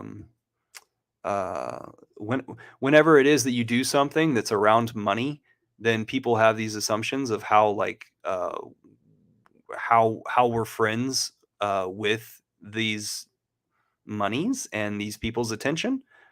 And I'm not going to go and put myself on somebody's stream saying that, yeah, you can do the same thing back to mine. Was that like was that a huge right turn? No, I think it's important to talk about, and I think that you bring out like this super conflict inside, because half of me is like, yes, that's what I'm talking about. Then the other half is, well, could we do it in an intelligent manner where we're upfront and we, because we're not going to be for everybody's stream, but occasionally there may be a streamer, like for instance, I could think of, even though he doesn't even stream that much, but Hodl Dog, I just know he has a great soul. And he would be, I think personally, I'll feel like trash if I'm wrong, but I feel like he would be the person to be like, if we were like, hey, let's don't chill anything other than food related, sustainability, and Hex, nothing else. So where we overlap is obviously Hex. Would you mind, having us on your stream to just talk about it a little bit and whatever? And he could say yes or no. But I think that anyway, my point is I think that there's a way to do it. And the people who are genuinely interested in building and growing with us, because there should, I think, at least be a self-interest for ourselves, our children, and our planet. It kind of brings it outside of the fear, scarcity, and more into the abundance. And then you could, but we just have to be upfront. We just have to say, yeah, we're not looking for other other anything other than Hex and sustainability. We're very strict on that. Okay, so Kelt mentioned something that's very important, I think, and that you touched on as well. Whenever somebody has just Hex content, that is awesome. And whenever they have Hex in their name, that is very telling that they're not preparing to pitch you something in the future. If they have crypto in their name instead of Hex, that might be a problem. That's a warning. Everybody in Hex Foodies, that's a warning. If they have crypto, or like if they don't have Hex in their name, there could be something more to that, and they could be coming into our community in order to try to, create a home for themselves. But what are they really doing for our community? Are they like Hodl Dog and staying focused on something? Like Hodl Dog is doing what Hexo didn't do, but like the daily news, and allowing you to or like covering the basis, the statistics of what's happening. Like their Hodl Dog is taking a magnifying glass to it and illuminating it a bit. Hexo is doing that as well. He'll he'll take the daily news, keep you entertained, read the chat, keep the community pumped up, keep it going. There's a few people that are like that, and those are the types of people. Thank you, Inviting Freedom. Those are the types of people that I would want to be a part of. And so Jin Hex. Jin Hex was mentioned by Kelt, and he's saying just ask them. And oh, there was another one. Oh, Belly Hex says maybe rebranding. Somebody said it was Turin that said the clips idea was great. So that's awesome. Like fortifying my thoughts going forward. Oh, Hexican Chief from New Zealand is in audio format. Hey, how are you? What's up, brother? Can you hear me? Hey. Yes. Is my audio coming in Long direct? time no talk. Nice to talk to you. Perfect, Inviting Freedom's brother. also It's on the perfect. stream. Yes, hello. How are you? Yeah. Oh. Hey, Inviting Freedom. I'm bloody good. How are you? Oh, we're doing amazing. We're doing super. Sorry. Yeah. What's going on You down there? guys It's been a long always are time. super. Yeah, mate. It's actually still dark. It's 6:50 a.m., which is why I haven't got my camera on. Because if I did, you still wouldn't be able to see me anyway. Yeah, been up for a little while. Very, very busy, extremely busy. Working with the tribe, and yeah, I haven't talked. Sorry, fuck, I'm bad at that. Echo Builder. Edit that bit out. Yo. Oh, you can't edit it. It's live. Oh, sorry. Yep. I just get really excited Everything's being on these live. streams. Hey, how did you hear that were you watching or like cuz I've sent out the beacon and you arrived. Oh, no! It must have come through the spiritual line. Yeah. Yeah, so the Hex community is Yeah, I got the experiencing Twitter. all sorts of Sorry. synchronicities. And so we're having things come to fruition. I believe it's because of the universe and what all connects us. It's kind of scary. Like, what does your culture think about the digital age having a mind of its own? It's very akin. It's exactly the same as how we practice. What builds our culture, basically. The other chief in the Telegram community, and he hates me calling him that, but now. But him and I were talking exactly about this, about how blockchain and cryptocurrency uh, align with our tribal philosophies. So that and that's everything.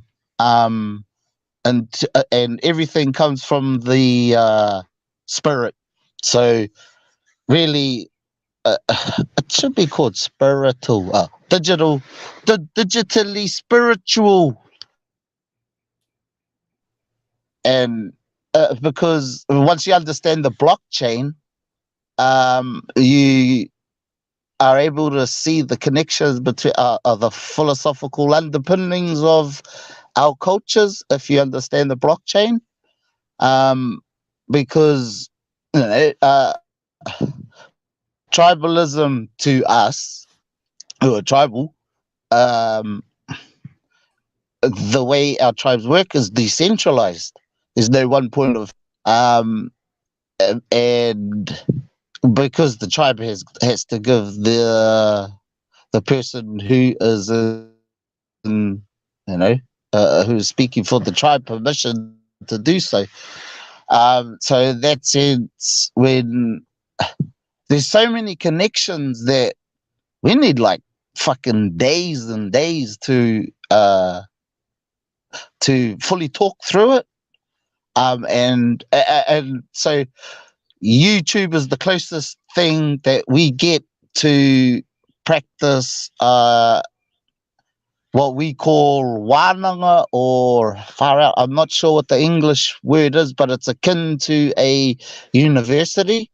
And I know I'm going all over the place directly answering what do our tribes think, or what's the tribal view of digital assets.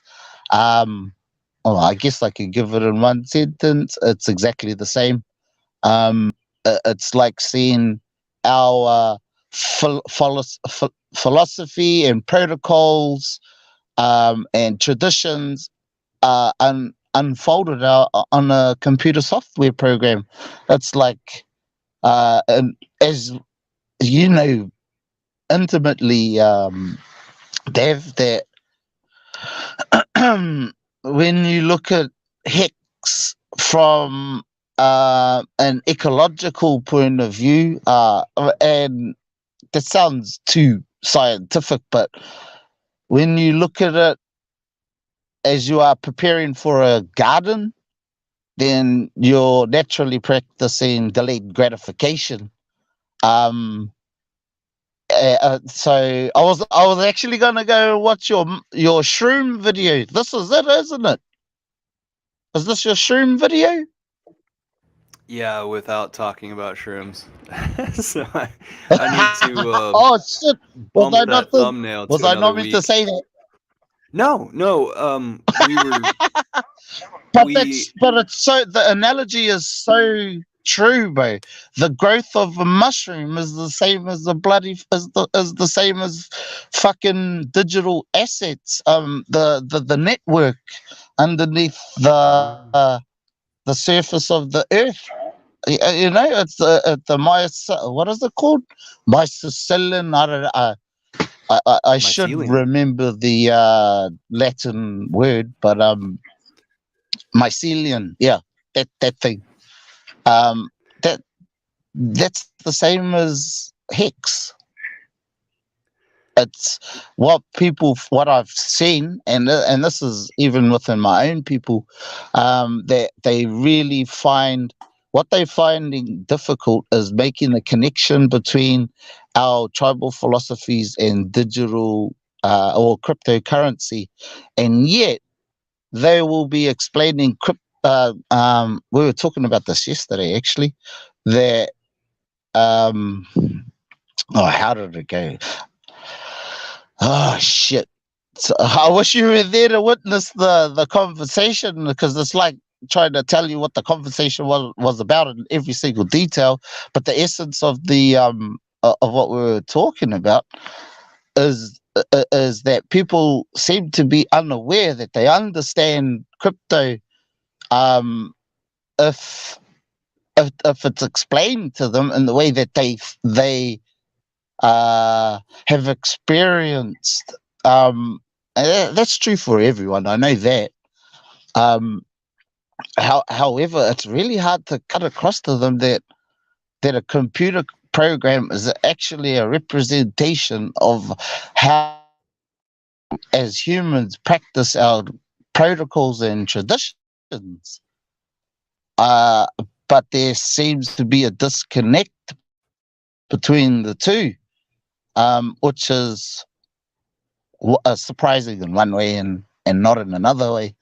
Um, but what I have seen within the people from, and I really truly, please don't take this as a racist comment. It's not, but it's just a different way. That's the difference between our culture. We only see things differently, and when I say different cultures, I'm talking about the indigenous view of the world and the Western philosophy. That's where the big problem is those who live both worlds can't connect the traditional or the tribal way of thinking and the Western way of thinking and are unable to marry the two together. Which is and so that's our mission. The other chief from the tribe is to help people make those connections between the spiritual and the digital, and helping getting the message out that they're one and the same. I mean, if you think about it, the spirit is what is where everything comes from, like literally everything. Without it, there would be without it, and we spirit is probably is not the right word for me. It's consciousness. Consciousness is probably more is the mixture of the two, is the of the intellect and the spirit. That's what I believe anyway. That's what our traditions say, that uh, uh, uh, uh, consciousness is fundamental to reality. Without it, hey, try and turn your consciousness off, see if you exist. Good stuff, man. Can't happen. So, I've been talking Sorry about. for the rant. No, we really Hopefully that appreciate it. answered your question. There were people. It does. There were people in chat who were like, "Yes, this is getting deep. This is awesome." So it's just the right time to share these things or talk about these things. So something that's been on my mind recently is, how do we get maybe hex permaculture grants out to people, and what would that look like? And so what I've been thinking about is HSI stakes. Have you been keeping up with all the releases that have been happening lately? Do you know what an HSI stake is? So an HSI stake is a on Hedron. It's a stake that allows you to stake hex, but have it to where it's wrapped up and it can be passed from one wallet to another. I don't know if I lost you, Hexkin Chief. Yeah, sorry. Yeah, no, I heard you, mate. I heard everything you said. It's just Yeah. I've got a shit phone too, so. So Hedron allows you to create Yeah, a hex stake I. and then send it to another wallet. Yeah. And so I'm thinking that that's Effectively, it's a NFT. yes. Well, you can tokenize it. Yeah, I've got a And few so HSIs. That's a great idea, bro. As an incentive for permaculture. yeah, so it's kind of like if your actions can relate to permaculture, let's write out the steps, processes. Maybe we'll grant them Hey, 4 HSI stakes for each stage of a permaculture project going into the future, 2, 3, 4, 5 year. Those being the 4 stakes. What do you think about that sort of thing? And then inviting freedom, you can chime in anytime you want. hey, inviting freedom. I'll let you take this one first. I've got a few ideas, but if you have, Oh, she's I'd love to hear she's your definitely thoughts on chimed it. in. We're grilling you. You are our subject right now. Oh, sorry. But Oh, okay. hey, Okay. also, So if is the question w- how is it that sorry, you yeah, think carry that people should on. receive funding if they're coming from the blockchain or coming from Hex? And then also, eventually, I want to hear about success stories that you've had introducing Hex to your tribal people, and what sort of materials, tools could we create in order for you to do your work of spreading the good word of Hex? Cool. Oh, that wow, that's beautiful, bro. Those questions. So, um,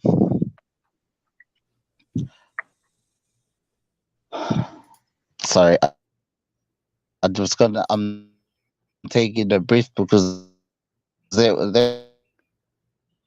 was it. Now, just to attack the first question, because what I've seen lately, and this is outside of our Hex ecosystem, actually, Maximus DAO. So it brings. So that's what I was thinking is, um, I think maybe you could do what the Maximus DAO guys have done, and also maybe a combination of the cult protocol. So cult protocol, and I know this. Sorry, but this is about the larger picture here. So what cult DAO do is it's obviously decentralized organization. Um, is they'll put proposals forward, ETH or a liquid currency, whereas HSI you can't. Oh, well, you can liquidate it, of course, but if you're using something that is actual that is has a big liquidity pool, which you may have to provide by developing your own coin or your own under a DAO, which connects into the Hex ecosystem. Maximus have done it, and I think you could be talking to one of the developers about developing your own coin. So, or joining up with Maximus DAO to develop the protocol. Well, for the coding. And I don't think it's that difficult because we got the boys, the people out there, boys and girls together. They can develop it, shit like that. Yeah, so those are just little technical things that you can do.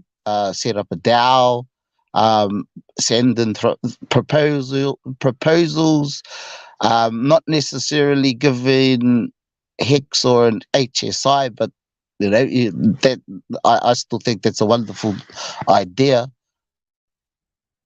But I was thinking more of you developing a token as an incentive to, you could. So with I think it's team or base under the Maximus token. Akin to, do you know much about that one? About the Maximus DAO? Yes, I know about Maximus. I know Oh, about cool. Team and Base. Yeah. I get Team and So Base confused. The two yeah, of them, I get yeah. what they're doing confused. Um, Yeah. yeah. So my my own coin, I hate the idea, and the No, it's not yours. It won't be the yours, idea. Dev. Okay. It will be under Hex Foodies, like something like that. It's only born out of your brain. That's the only thing that has anything to do with you. So it's not your coin. It's just you'll be the developer. That's your idea. You may or may not be attached to this token or coin. But you actually have to step away and take your own personality out of it because it's not about you. It's about the project. And mate, your project. That's why I'm on the stream, because you're So awesome. thanks, man. So something that came to mind while you were talking was like maybe the fulfillment of the project. That's when the payment comes in, rather than whenever it Absolutely. is That's exactly how it before. works. Yeah. Yep. You have Yeah. to put it in a proposal or the strat of whatever, it has to be a legitimate. So it's like a VC. So the DAO will be acting as a VC. It could be past um, as a through the community, voted on the community to see whether this proposal is one feasible economically, but two, it must be gardening or getting your hands in the dirt, because that's the incentive you need. And you could get people to send photos through as evidence that they are actually doing this, getting their hands in the dirt, building a garden. And only from that point, oh well, maybe prior to that, you can instead of giving them, say, let's just throw a figure out, they may get 15 ETH for a project. I know that's ridiculous. Whatever it is, 1,000. What they may qualify for 10,000 USD, whatever it is in the token. Making sure it's liquid so they can cash it out, but not giving them it all in one go, but and at each step they show to qualify for the next funding. Well, the rest of the funding, then they have to provide evidence, and then the whole DAO goes give them some more money, and then Bob's your auntie, and the yield from their gardens or whatever they give out to the physical community that they're part of, and then they'll give anything back to the DAO itself. So a tax system where they have to give back what they got from the. I hope this is making sense, Yeah, some of it. because that's how a tribe works. Okay.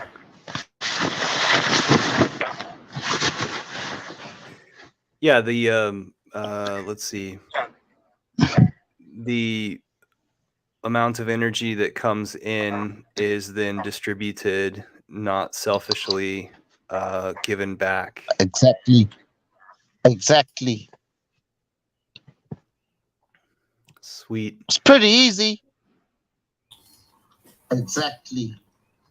Hey, so do you we've think? got another guest. Morton is here. Exactly. Hey, Morton, Hey, I remember Morton. I think you have a little bit of feedback. Hello, what's up? Where is the? Hey, I remember Morton. Maybe you have What's one of the up, YouTubes still Morton? open. I remember Sorry. you, mate. Hey, excuse There's me, something guys. down I here. need to go use the Alright. restroom real fast. I'll be right back. You guys talk amongst yourselves. There we go. Sorry about that. Hey.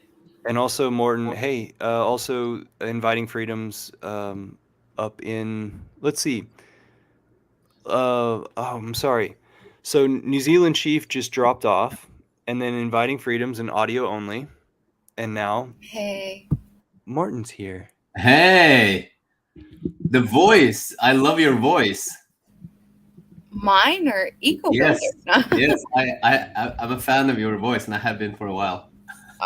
Oh, well, hi. How are you?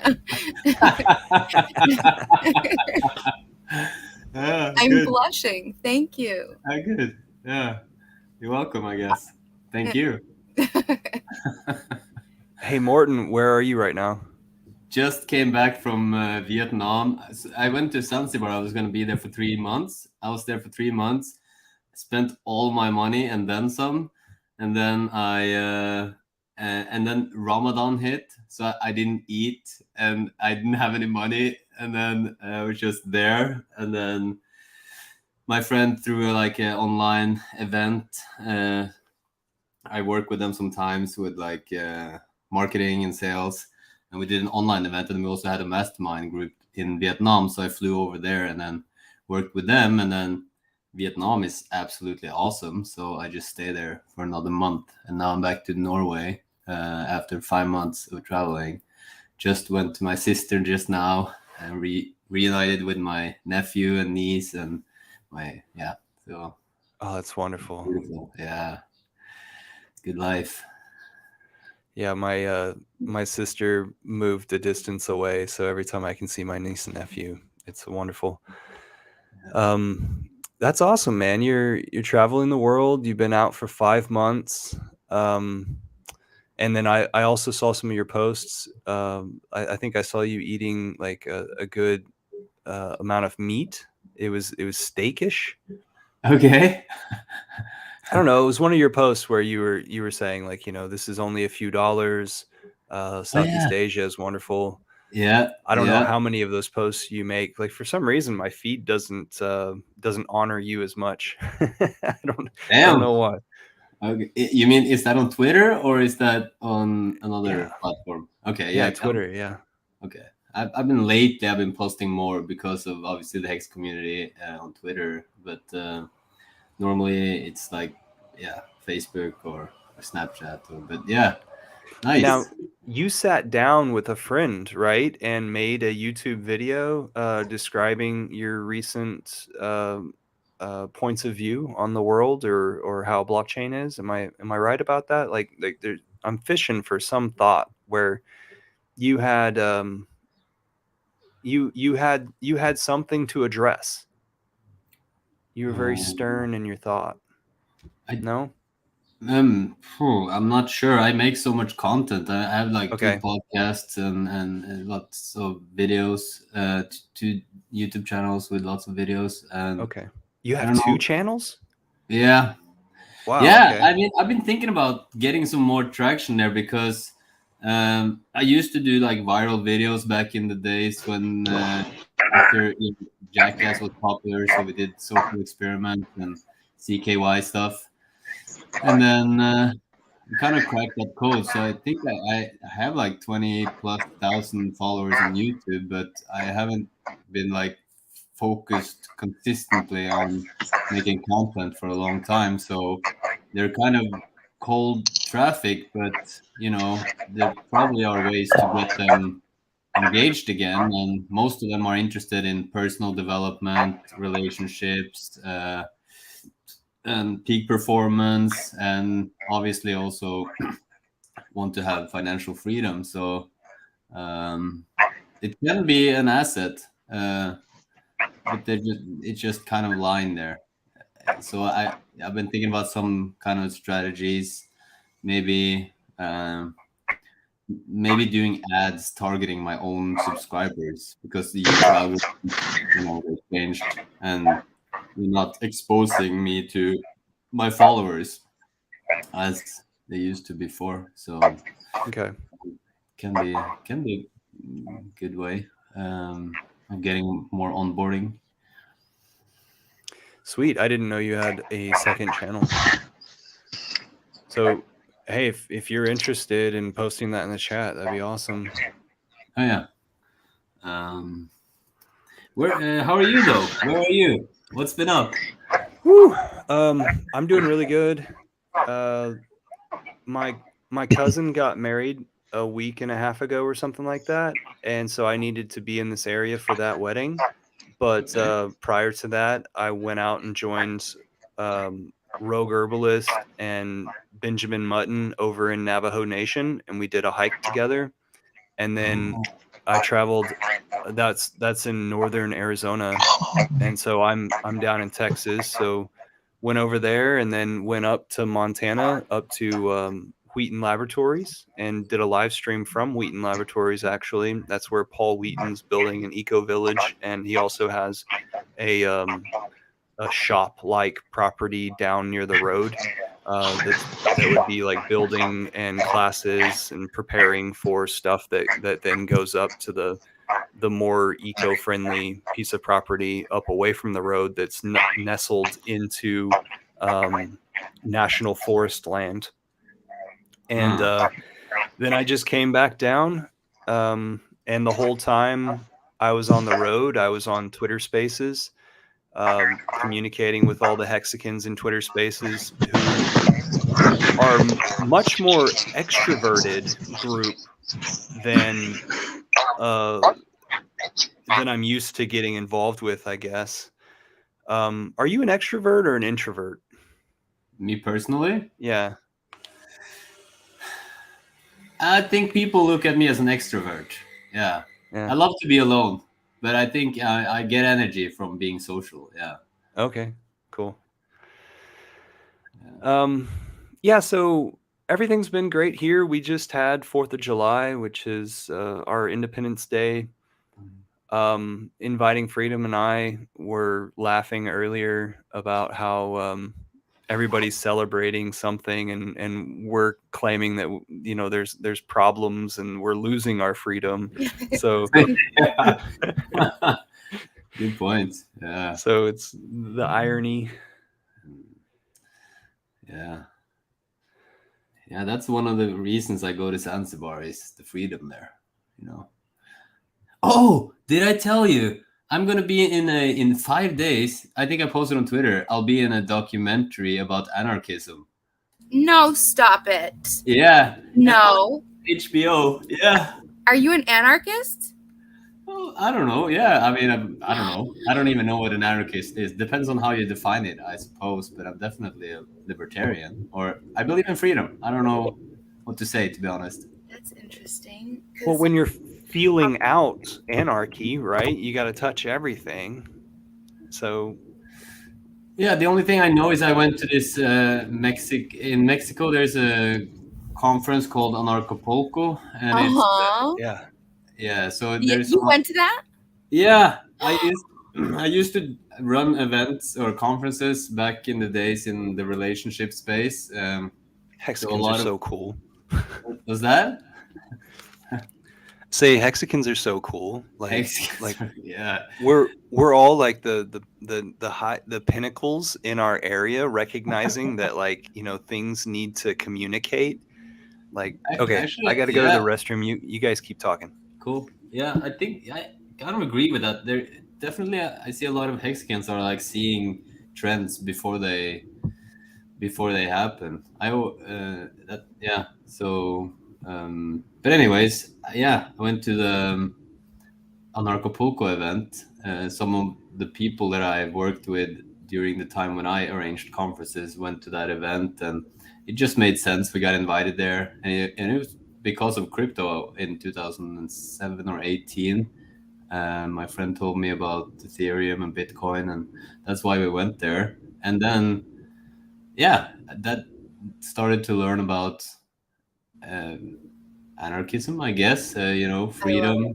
I say that because I was shocked. I'm impressed whenever I meet a fellow anarchist. I'm like, oh well, you just leveled up in my book. That is awesome. Fascinating. It takes a lot. There's a lot of philosophy that goes through. I mean, so I noticed in my time in the anarchist realm, you have the really young anarchists that are just like rebel, and they really don't have any type of concept or understanding. It's the hijacked version of anarchist, right? And then you meet the deep philosophical anarchists that have thought through so much of just moral philosophy and existentialism and economic philosophy, all of those things.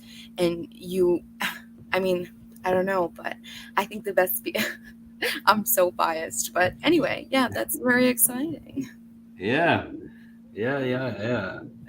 From my personal, the reason I say it is basically, I believe in people. I believe in if people are left to their own devices, they're not going to chop each other's heads off. That's how, in my personal experience, when I see people, and if they have their freedom in general, they will grow and expand and love. And I think we are born happy, and we're born with the ability to love and the ability to collaborate. And like 99.9% of the rules that are being forced upon my head, I would never need. I don't even understand. I've never read the laws in Norway. I don't have any. It's just gone way too far. I get the intention of trying to kind of govern or try to like make a society where people don't hurt and steal and kill each other, etc. But that's not how it actually works on a day-to-day basis. It's like we're not supposed to be afraid when we see the cops. It's supposed to be the opposite. We're supposed to feel safe, you know? Exactly. That shows, have you ever heard of that Durkheim quote? It's when mores are sufficient, laws are unnecessary, and when mores are insufficient, laws are unenforceable. What's the word? Worries or? Oh, mores, like it's the moral structure of a society. Yeah. Can you repeat it? Oh, sure. When mores are sufficient, laws are unnecessary, and when mores are insufficient, laws are unenforceable. Yeah. It's That's interesting. Yeah. I love it because I agree with everything that you're saying. I find that, we were put through a meat grinder. I don't know how it is in other countries. I can only speak to, I'm very uncultured, just stuck in the US, but the way that we're run through this meat grinder, where it just strips our creativity, our innovation, throws us in a box, sees, tries to pair us with the best, I guess, career, and get us in like this scheme, this or a scam, even it just like this total scam. It's so sad because then we remove like our direct agency. So many of the problems, my point is, so many of the problems that we have, if we were to just, everyone's just like, oh, let's vote for somebody, let's vote for the right person. I'm just like, well, why don't you just take care of it ourselves? Like, stop waiting for all of these, it's absolute insanity to me. And you're right, we're so creative as humans are so incredibly amazing. And if we were to alleviate or reduce, or even hopefully one day get rid of those crazy restrictions, I can't imagine how fast we're going. Maybe it's like a conspiracy. Maybe it's like, you know what? Maybe someone came through in a time warp and they're just like, no, we have to slow down because we're just gonna progress too fast. If we, you know what I mean? And then we'll become like alien or something. I don't know. Yeah, I believe so too. We're gonna thrive better without those governors, for sure.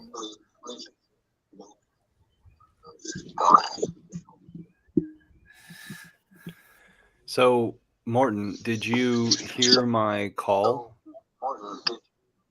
Or did you just decide to join because you had the time? Did I hear your call? Did you call me?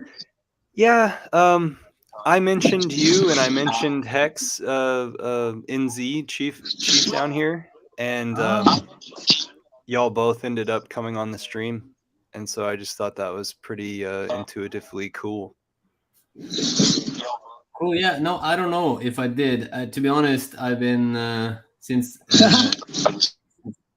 I spent all my money. I'm back home grind, so super busy, and my phone is just really busy. So I didn't see it. The reason I jumped on here was because I saw the notification. I don't know where it even. I don't know. Okay. What I meant literally is that we're connected in the ether. And so I mentioned you during the stream as I was a bit ranting about what the Hex community is up against right now. And then I started talking about the members in the Hex Foodies group, and then how I haven't touched base with you guys specifically in a little while. Nice. Yeah. Okay, then I probably did. Yeah. Hey, I like your hexagon necklace there, your charm. I was looking at that too. This one. Yeah. Yes. And this this is a friend of mine who made it. It says freedom. So I have Hex there and I have freedom there. It's a good reminder. Yeah. Oh wow. Eco Builder, you find the right one. See, this is why we can't. You have to continue. You have to. Wow. Yeah. Morton, what I was talking about earlier is that whenever I get around to 52 weeks or something like that, I'm thinking What the about fuck? pulling back and not having the live streams. I mean, I would gladly pass the torch to someone else, which I've attempted to do whenever I'm out of town or something, in order to like hold it over, be a substitute for a week or something.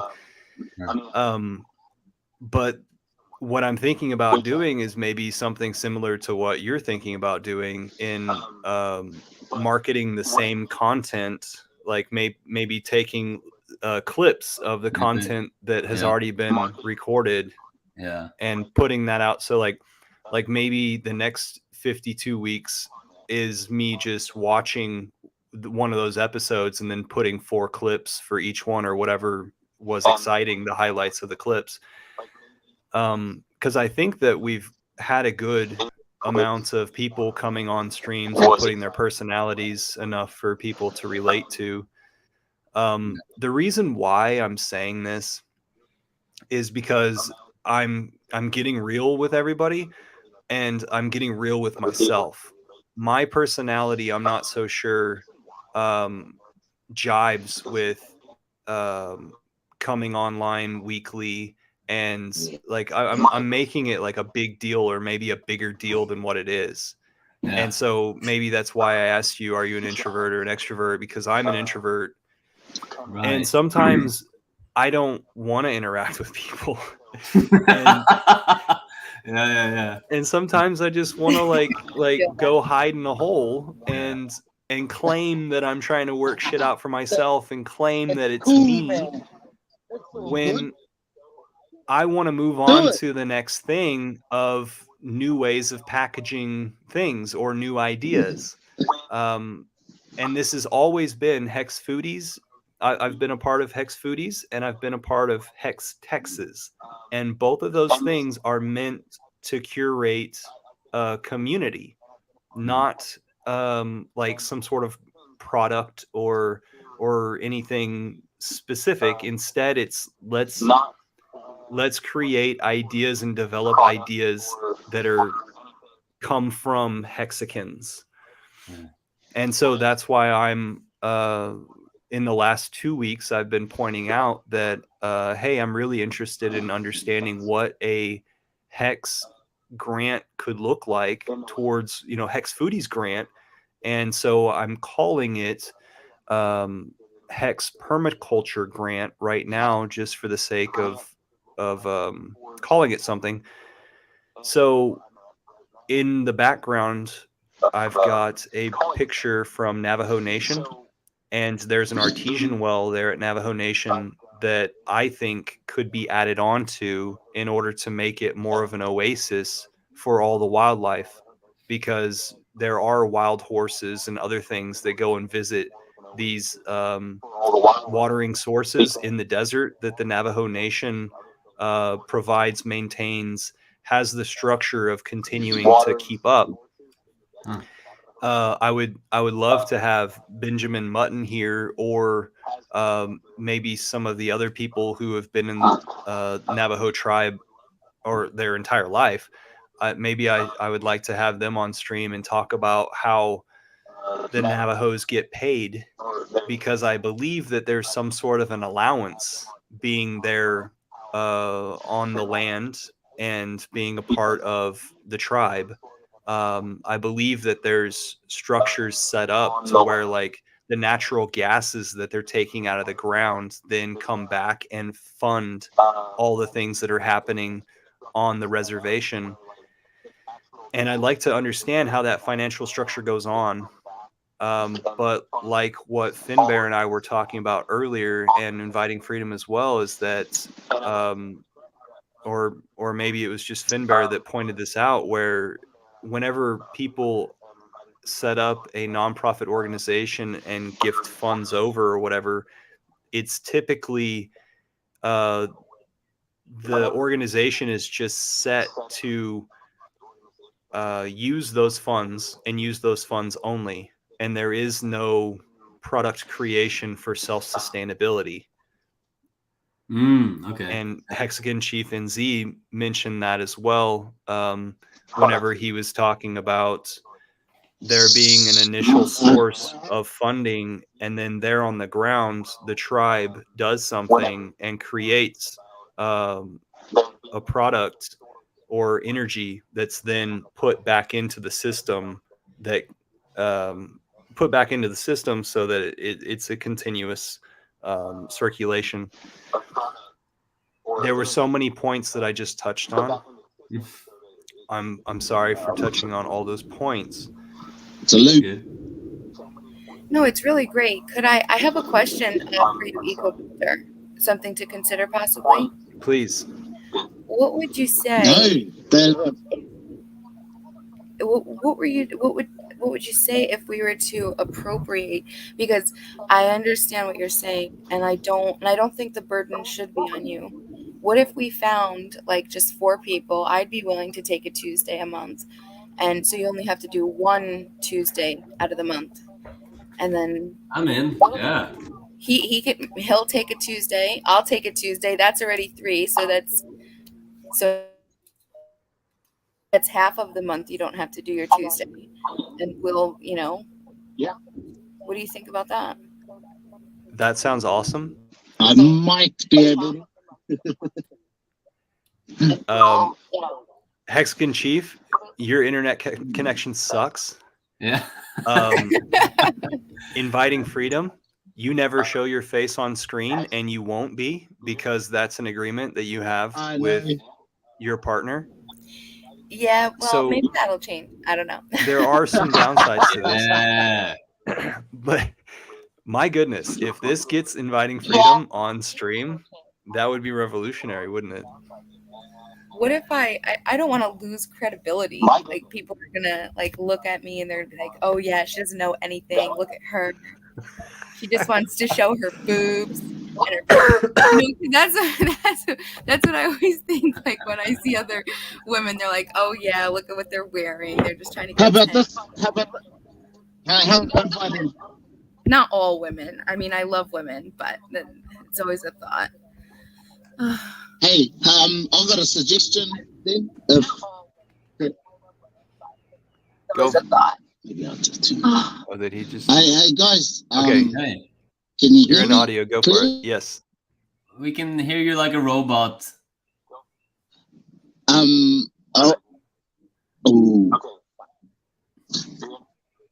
Oh, cool. Oh, nice. Awesome. I'm a robot now.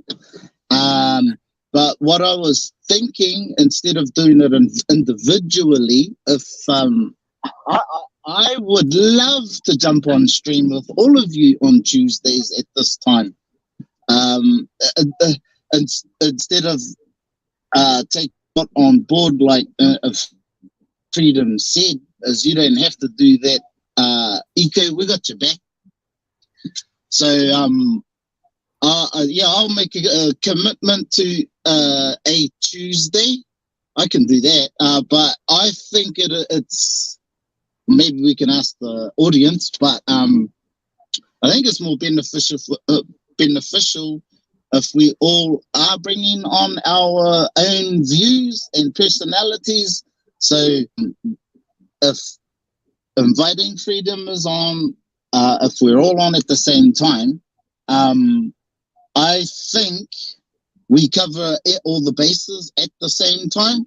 So those people who need to see tits and boobs and all of that bullshit, and I don't mean it well, actually, I do mean it in a very superficial way, but we'll cater to those people as well. I mean,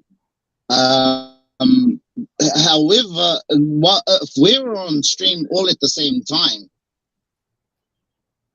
we're able to give all different perspectives at the same time, and our all of those stupid ass motherfucking comments that come through on our YouTube channel. Actually, let me qualify that. On other YouTube channels, I see it. I don't see it,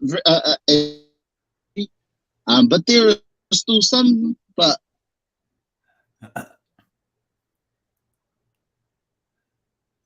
All right, you're a character, dude. I was on somebody's YouTube channel the other night, and I don't think I'm gonna do it again. The guy just started ranting about people in the chat giving him a hard time, and it's like, dude, you're going up to the front saying shit, like, deal with the reverb that you get from other people, or you're not set in yourself enough to be on screen, out there in the open. That's just, sorry for taking it there. No, it's all feedback.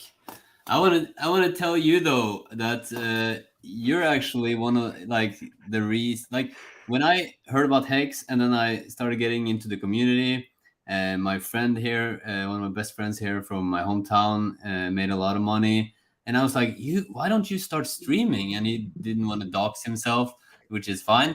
And then I started thinking, okay, I've been on stages and done a lot of things, and on internet, and there's thousands of videos of me out there, throughout the years, and I could do so, but I don't know enough about Hex. That's how I felt. I'm a very intuitive investor, so I just look at my friend, and it all made kind of like I had some insights and the small epiphanies, and kind of like this feels right to me. So and I know the value of like getting in early, and I just like I'm prone to taking. I don't have any problem with taking risks. So yeah, it's just me and the world. I'm fine. I'll be fine. And so I invested early, and then I started learning about it. Yeah. But I didn't feel confident in exposing myself, because what could I bring to the table? And then you showed me that it's not just like, okay, you have the nerds, the people like Crypto Coffee or Hodl Dog, or the guys who, or maybe you inviting Freedom. I've had an impression that you also know a lot about. It just that's what are a nerd is what he's saying. Okay. So, you might fit the classification of a nerd. The point is that you showed me that it's this is bigger.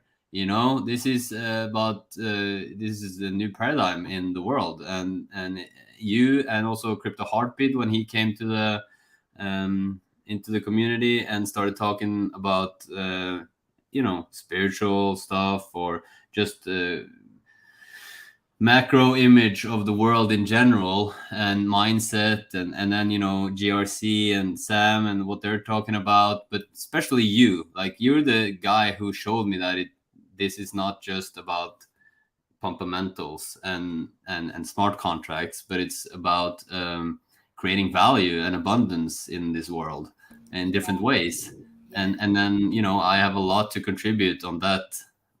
In that aspect, and what I'm doing, obviously with Zanzibar and what I'm building there, it was a perfect fit with this stream and what you guys are doing. So in your your insecurity, or questioning yourself about your consistency here or doing this, I just want to say that it's super, super valuable. This is super valuable for me. Like, even if you had, doesn't matter how many views, or like, it was super valuable for me in my story, and just me being able to sit here now and express myself.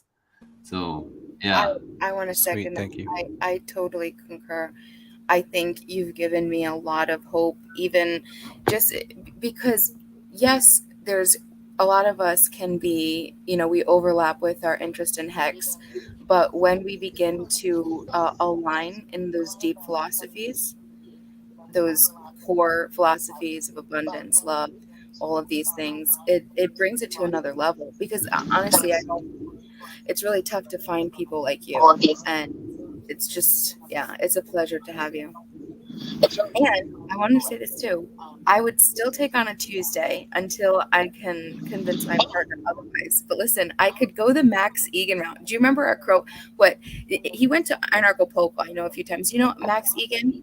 You know I him? do know him well, yeah. Yeah. Nope. So I could do that. And he had a great successful channel. And he didn't show his face.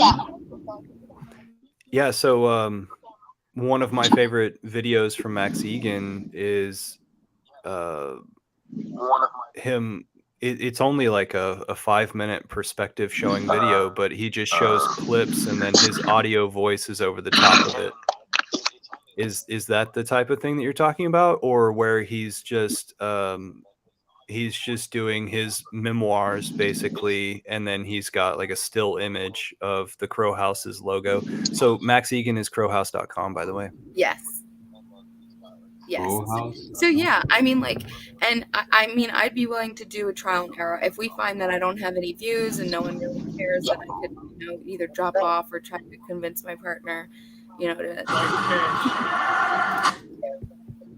but It might be thecrowhouse.com. Inviting it's up to you. But yeah, I would. It's not up to me. This stuff is not up to me, y'all. This is everybody. It's just that I pay StreamYard right now, Yep, that and happens. that's it. You're right. I'm ready to allow anybody to use the StreamYard that I'm paying for, or the free YouTube password to the Hex Foodies. I am going to be, only handing this torch off to somebody I trust. I will tell you that, there will be that bit of diligence to make sure that we're not bombarded from the outside and just made fun of on a stream or something like that. But I mean, like, Hex Foodies, no one has been able to pierce our armor, because we are the purest or one of the purest in the Hex community. You can't throw shit at us and it stick. So I'm not worried about much.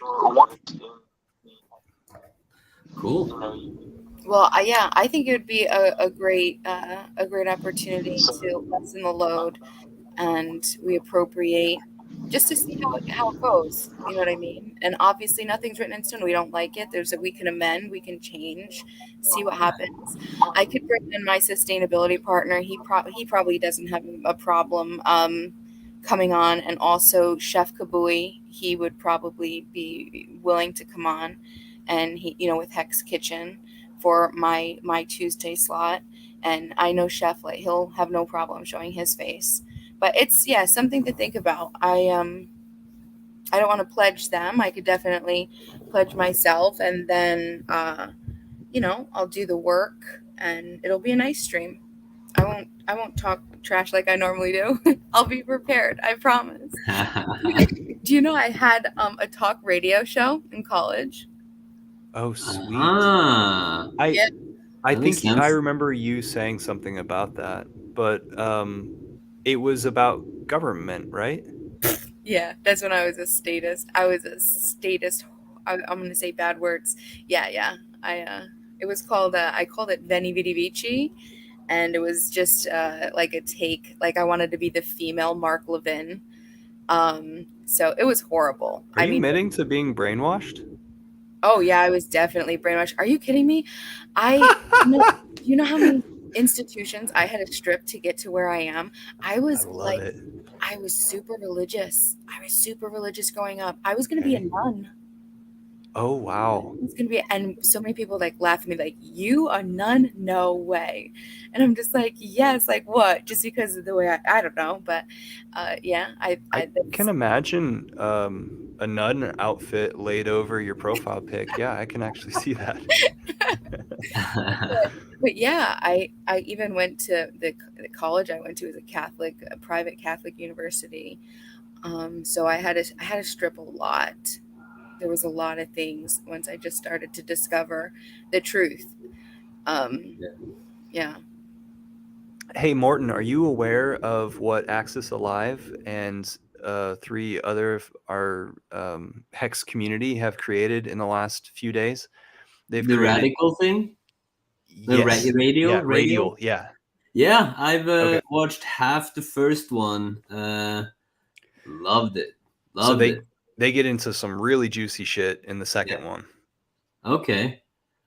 Good. Sweet. I'm excited about that. SJ's in the comments saying thank you, Davin, for me helping her have the confidence to get on stream herself. Thank you, Wow, SJ. look, Devin, look at you. Yes, we love you. You're not going Yes. And I remember you telling me this, and so it meant a lot to me whenever you told me that the first time. Appreciate you. Yeah. So I feel like it's all like kind of like truth is the central theme. Like that's what got me to stay to invest in Hex and to stay with Hex and to listen to Richard, because first time I saw Richard, I was like, fuck. because of my it was just my ego reacted. I felt threatened, so it's basically exactly what he wants. So it definitely got my attention, but it didn't feel good. Yeah. And then I've been there's something called the three principles. It's just an echo community of this guy named Sydney Banks, who had a spiritual experience in the 70s. Definitely check him out, Sydney Banks. It's amazing stuff. He has a book called Second Chance, and I have a principle in my life to always give people second chances, and that's why I continued to look at Richard Hart, and then with kind of like, instead of listening to instead of listening to the kind of like the voice in my head or the feeling or whatever, I kind of listened to that silent undercurrent that was whispering, what is he really saying? What's the truth here? And kind of like looking for truth. And then I started learning, and then started understanding him. And then I started seeing, and obviously, like I do with all of my things, I try to like seek out the best of the best in the world, and then just like find them and model them and meet them. So I went to Copenhagen and met him, like I think maybe even just like under 1 month after I invested. And then when you meet someone in person and you get a feel, and you can, we afterwards we were eating there at the hotel. I was fortunate enough to be invited in there, and you get a sense of so the whole like scam narrative went out of the window immediately, and just it was just a good English words, confirmation that he's actually, like, he's really doing his best, and he's really trying to change lives for the better, and he's really honest. Like, he's just honest. Like, he's 100% honest, and I feel that's good. But the point was just that truth is a common denominator in at least that's in this community, and that's kind of what I'm seeking. I think we're all seeking truth, and when we do that, we find our path and the right answers. It seems, because there's truth, there's like facts, but then there is truth. Obviously, we all have our own perspectives, but there's a certain, I guess, notion or feeling, or just like an energy that kind of is transcending all of the noise in the media, the tabloid, the short attention span, the you know what I mean? There's the truth, like, you know, like common sense and like truth, and like, you know, in the way that in like with beauty, there's something you can see. Beauty and truth is kind of the same thing in a way. And I don't know if I'm talking completely ridiculous now, or if you get what I'm saying, but there's like something that's sometimes hard to put words on, that's not necessarily even uh, in the form or in the words. It's kind of like before the fact. It's who we really are. It's truth. And I feel like the all the other stuff and surface level um, is just bullshit, really, you know. And it keeps changing. Like, you look at news, it's like they say something one day and they say the complete different thing the other day, just to get some cash. And what are they going to do with the cash? Spend the cash on things they don't need, and then they need to get more money. And it's just like everything's fast, and everything's like everyone's reacting to each other, because, you know, they're not really listening to each other, just waiting, or to speak, or to try to get significant, or try to like. And but underneath all that, there's like a truth. And it I feel like it's kind of like stronger, like grounded. And you can see that in Richard also. And I feel like that's a common thing that I see in the Hex community, that there's a certain, that little extra, I call it love, but just like openness or invitingness, or yeah, um, it's not, you know, the same competition. Yeah, the outreach marketing is fun and all that, but it's like you can kind of see where it comes from, a space from truth, you know, and actually caring about our future, and how we live our lives, you know. This life is supposed to be like a theme park, you know. It's supposed to be, we can do whatever we want. Like, that's real life. And we have been Supposed to be conditioned. like flying in our dream, right? Yes. Wake up in Yes. your dream, realize the limitations that you've put upon your own mind, and start flying here. Fuck yeah. Yes. Yeah, when you were talking, I was thinking about we sum it up when you know, you know. And then also earlier, whenever y'all were giving me praise, thank you. I was thinking about how we're all alike in that we have our own march towards our goals in life. And yeah, they might be similar goals, but and yes, they hold truth as something that's similar. But as we marched ourselves and got ourselves to an appropriate place, we found Hex, and Hex is helping us. That's why we're awesome. That's why we're going to be successful, because we already understood our path prior to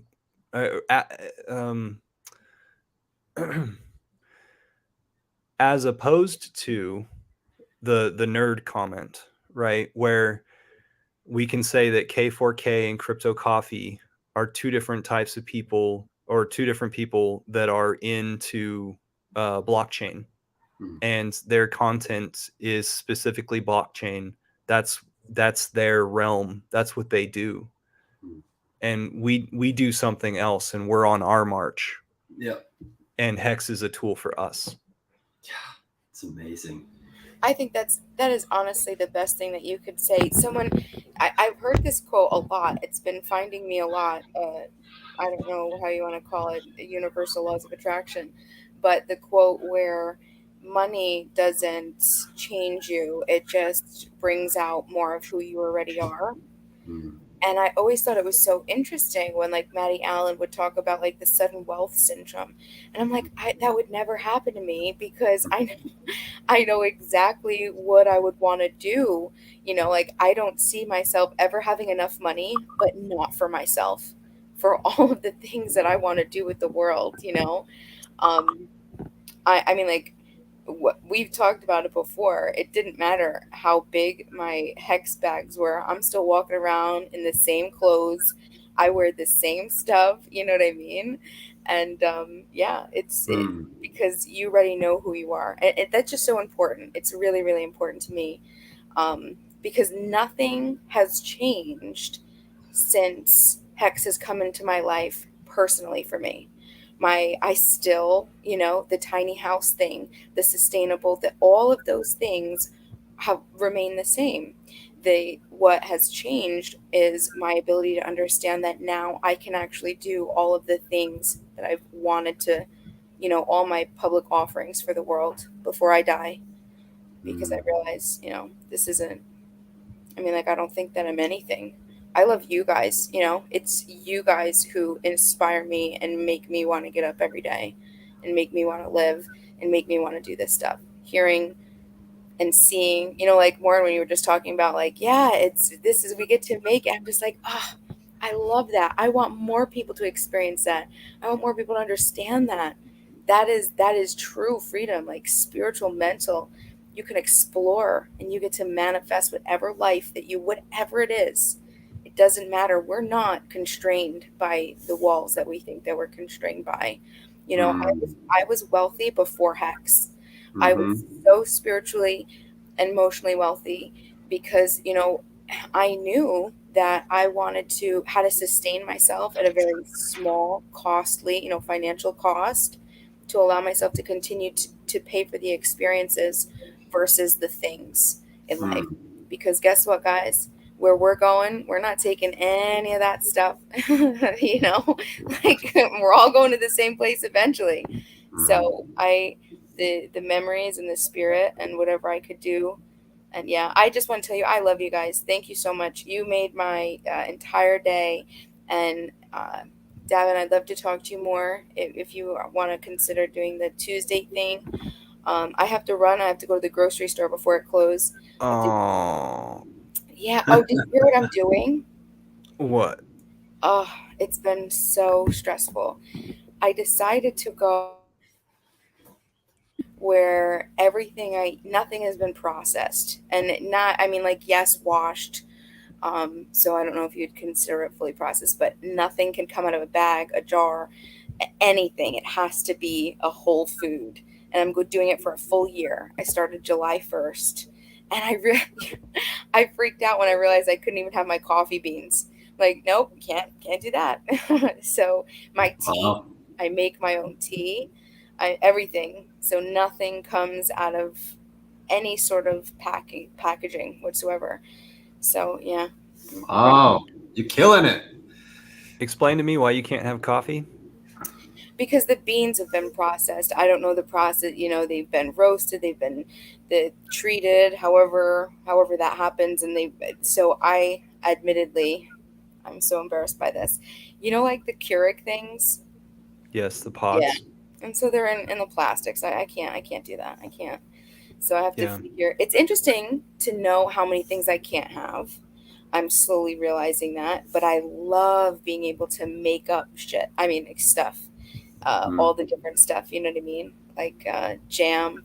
I fresh strawberries with some locally sourced syrup, 100% syrup, tapped from the maples here where I am. They're really big. Wow. So, yeah, and just, oh my gosh, so much stuff. But I'm documenting everything, and I want to see, if my life changes physically, what happens. I want to reverse my telomeres. I'm old, Morton. I don't know how old you are, but I want to be like Davin. Like, I thought this entire time, like, I thought he was like in his early to mid 20s. I'm like 22. And then I find out, and it never made sense. I'm like, wow, he's really advanced for his age, And I'm like thinking about all this, but I'm thinking he was in his early 20s, mid 20s, and then I find out he's 2 years older than me, and he looks like that. So I know his bio telomeres are like, I don't even know, maybe. What are telomeres?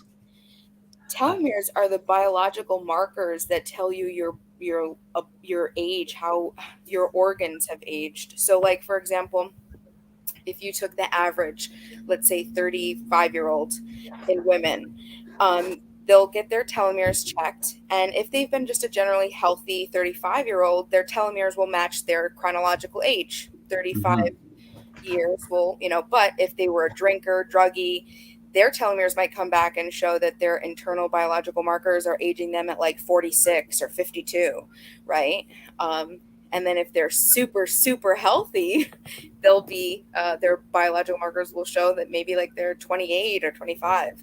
That's what Ben Greenfield did, the biohacker. He was 30, 35, 36, and he was like, by the time I'm 40, I want to reverse my telomeres to the age of 20. And so that's what he did. And he did it before he reached 40. It only took him 2.5 years. Wow. Yeah. So I follow Ben Greenfield. Yeah. So that's Yeah. TELE. Hex, TELE.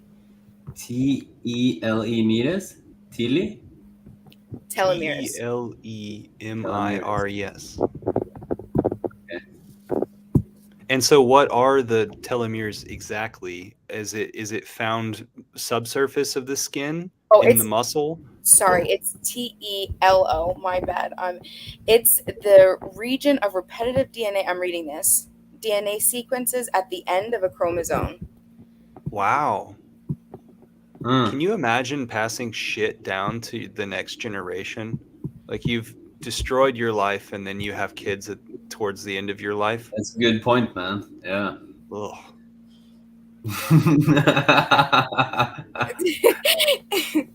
I haven't had kids yet. I'd like to have kids maybe sometime, but I'd like to reverse my telomeres. Sorry about that, guys. TELO. TELOMERE. How old are you, Devin? I just turned 38. 38. Yeah, that was more than I thought. I'm Right? 34. Yeah. I would guess maybe 30. 30. Yeah, 30. Sweet.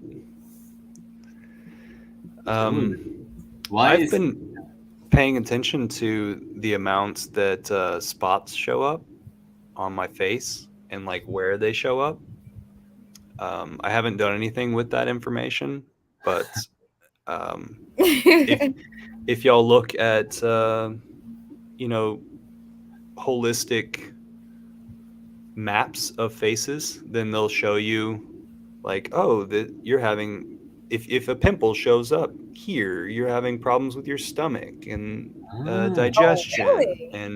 and this relates to your kidney, things like that. It's pretty interesting. Our body is constantly trying to detox itself, and I find that if our lymph nodes are swollen and overworked, then these toxicities will get lost in transport, and then they'll pop up in places that relate to the body part that they came from. Wow, that is fascinating. Yeah. I have to look into that.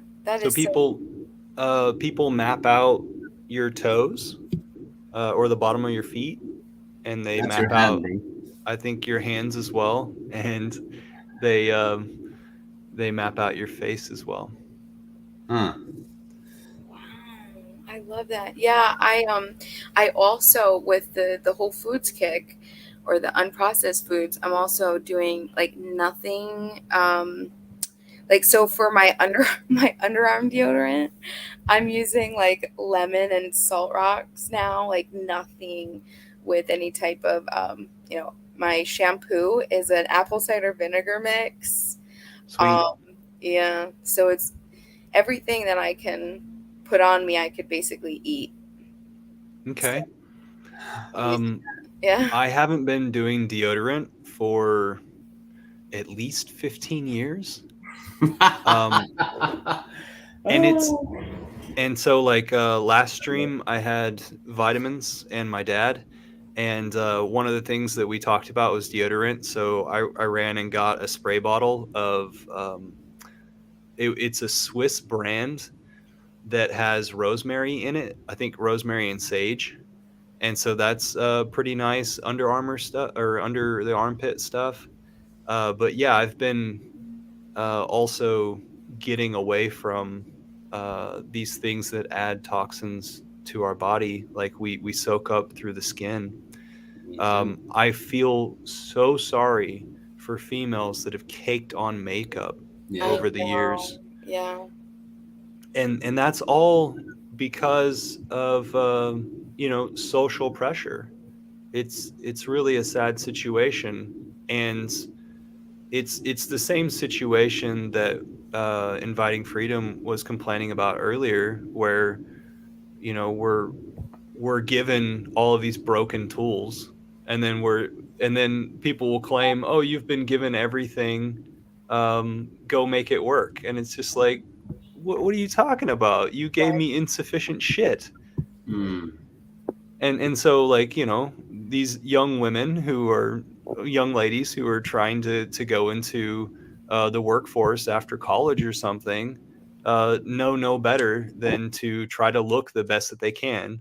And I see them in the cities whenever I go to the cities, of just like girls that are hiding. I'm sorry, I'm going so far into this, and I hope it doesn't make me look bad, but go so far as to like hide the pimples that were created because of the shit that you're using to hide it. Mm. And that stuff is just further allowing this crap to get into your blood system and cause more of the same.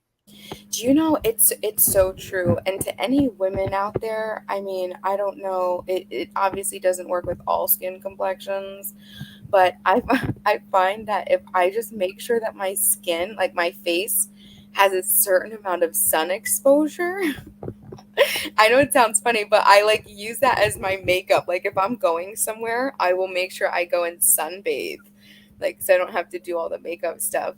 Because once I don't know, but that's something I use. Yeah, that's a good And your idea. skin helps clear up things. Have you ever had like a skin issue and then go put it in the sun, and the your skin is like activated? It's almost like people that are icing their muscles in order for their body to pay attention to it, send blood flow and nutrients to it. I've cleared up my skin by staying in the sun. Oh yeah. Oh, do you know what else I'm doing? Yes, we're still going, Red Squirrel. Yes, Red Squirrel, we're going I long. just came here. I just started. I'm going 3 more hours. I'm doing the religious morning ice bath. Like, Yes, me too. Just had No, one this morning. are you serious? How do you? Yeah. Okay, so what are you doing for your ice every morning? How the No, hell do you get enough ice? No, sorry, I do it in the shower, as cold as I can in the shower. So it's technically not an ice bath. It's just a cold shower. Gotcha. Yeah, I love the cold showers in the morning, but I decided like I'm gonna do a full 5 to 10 minute soak outside in an ice bath. So, but what I've been having to do is going to buy the bags of ice every day. That's what I want to see on film. Every day I've put this shit on myself. So you have to do that in the morning, or are you doing that just during the day at some point? I like to do it. Ben Greenfield suggests to do it in the morning because it does things for the blood flow, circulation, So good. exercise that, the blood brain barrier, and then gets your body pumping and motivated, and then really energized for the rest of the day. So for me, I've found that, yeah, I agree. The morning is the optimal time to do it. But 1 minute submerged? No. 3 minutes submerged? What? 5 to 10. I'll force myself Wow. to go, as far as I can. Are But you I do the Wim Hof, so make sure that you do the Wim Hof, because that's what really helps. I've been focusing more on being able to hold my breath for longer and longer, so Okay. I forget that I'm freezing. Yeah.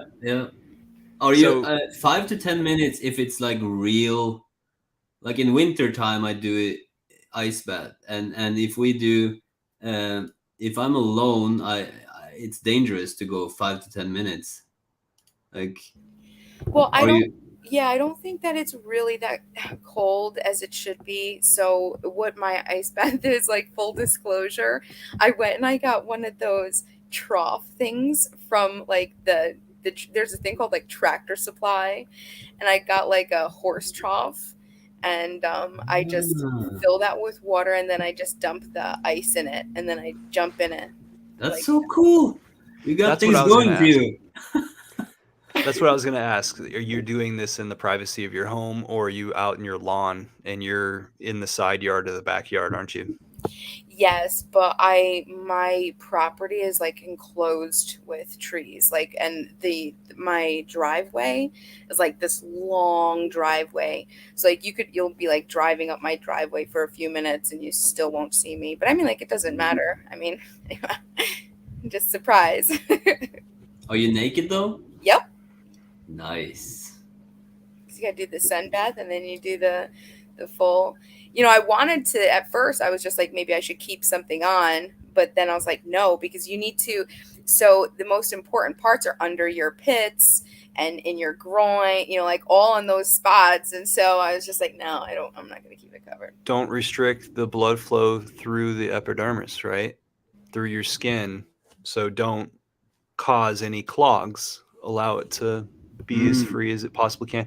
Like, I have awesome pairs of underwear, but I get mad at myself whenever I wear my underwear to bed. Whenever I wake up, I'm just like, could have gotten better blood flow. That's why he looks 27. Okay, I've got detailed, bro. I've got quite a few tips. Yeah. I'll start thinking of them. That's Tips interesting. Do you know tips that I think keep me looking younger. Very nice. Do you know, I stopped wearing underwear like years ago because like the best case scenario would be like a thong, but I don't like stuff up my butt like that. Like, it just always bothers me. So I'm just like, F What? it. Yeah. So I just stopped. Sometimes my love will be like, no, you have to wear underwear. So he has this special like special stash for me that he makes me forces me to wear when we go out in public. But yeah, you'll never catch me with under. It's so restrictive. Bras too. Yeah. So how often do you wear bras? Not at all. Like, Okay. very rarely. Have Very you noticed any structure loosening? No, it actually does the opposite. Sweet. So when females wear bras, it forces them to lose the strength and the muscle of the breast like shape. So you'll find, Makes sense. yeah, women who actually go without bras have better shapely. They'll maintain the better shaped breasts. But See, we are talking to somebody who does exercises, who recognizes this sort of thing. I didn't want to give out too much. I've heard you talk on Twitter Spaces, so I know some stuff that's X-rated content here. oh no, what did I say? No. Do you mind if I say?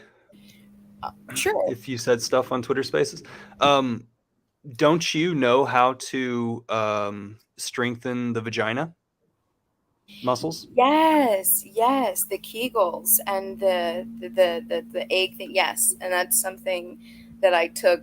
I got a little obsessed with.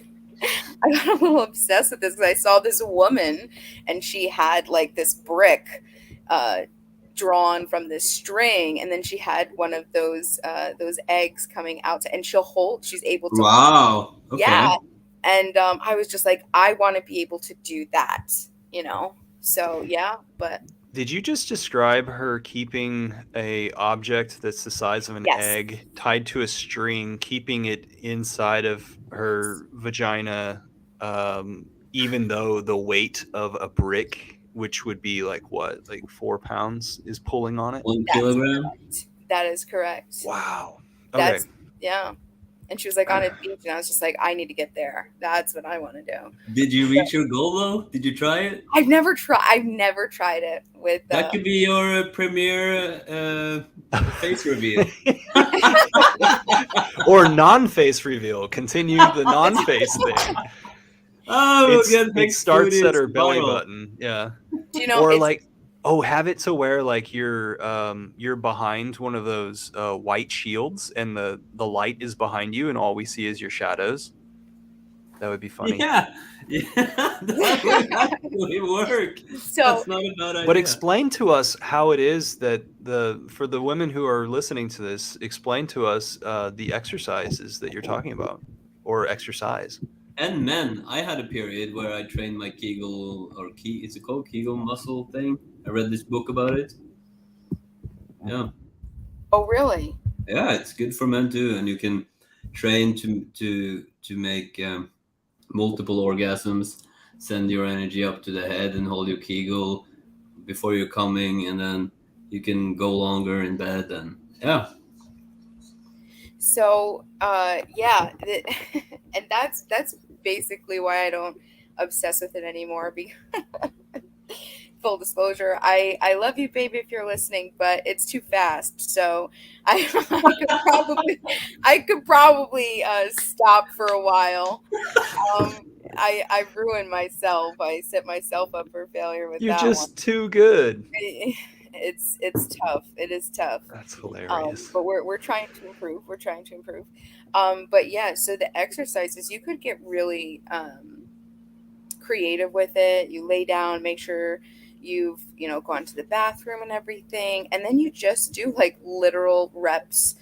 Like I'll just repeat, and you just tighten, and sometimes you tighten and you hold, sometimes you tighten multiple times over a period, and then you'll rest.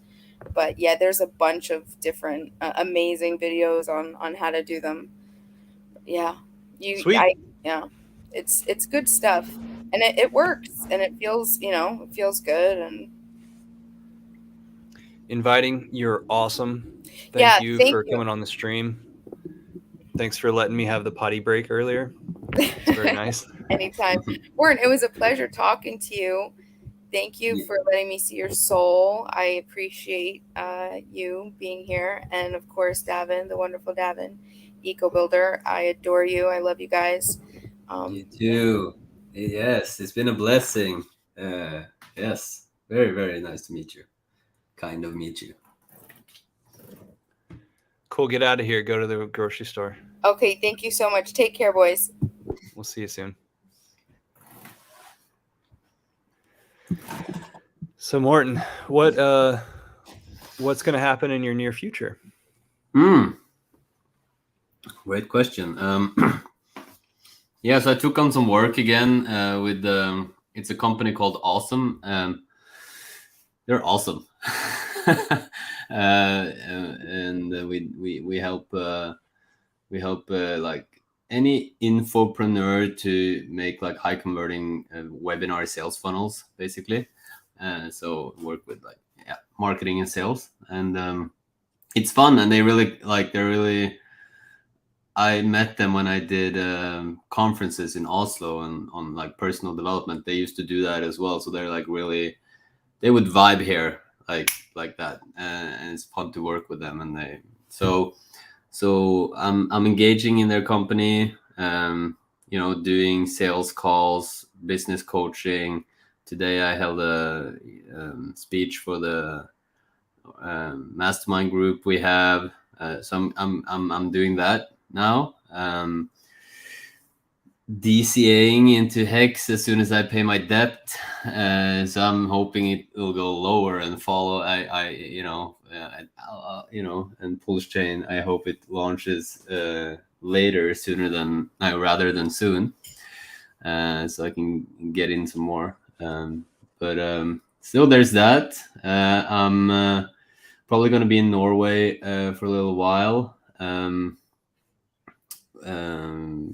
My friend, we're growing mushrooms, so that's interesting. Okay. And I saw the stream name was Mushroom Grow, so I thought I had to mention it. Well, The guest that I had set up, or I was lazy setting up, I just let him be, because 4th of July was yesterday. Uh-huh. So I'm figuring that he's, yeah, whatever the case, I was not good about scheduling getting a confirmation. And so I would love to talk about mushrooms. Do you know a bit about cultivating psychedelic mushrooms? Yeah. Really? I know a bit, but my friend knows like a lot. Can I get your friend, audio only or video, I hope so, because that's what on I'm this trying. stream for Yeah, that purpose? let's make it happen. But we Okay. need is it possible? Anything is possible, so I We could can put it that way. pre-record. We can do it at any time that's Yeah, convenient for maybe them. pre-record. We need to make his voice different. Yes. Yeah. Scrambled.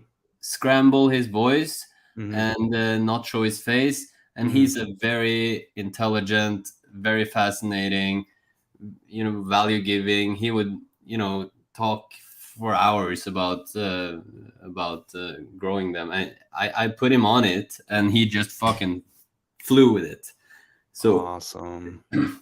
so Okay. now it's like quitting smoking and like getting into more exercise, and that's what psychedelics can do when it's like, detaching the default mode network, or there's a gazillion words for it, but A lot of people are microdosing these days.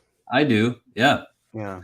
I do. And I haven't done it.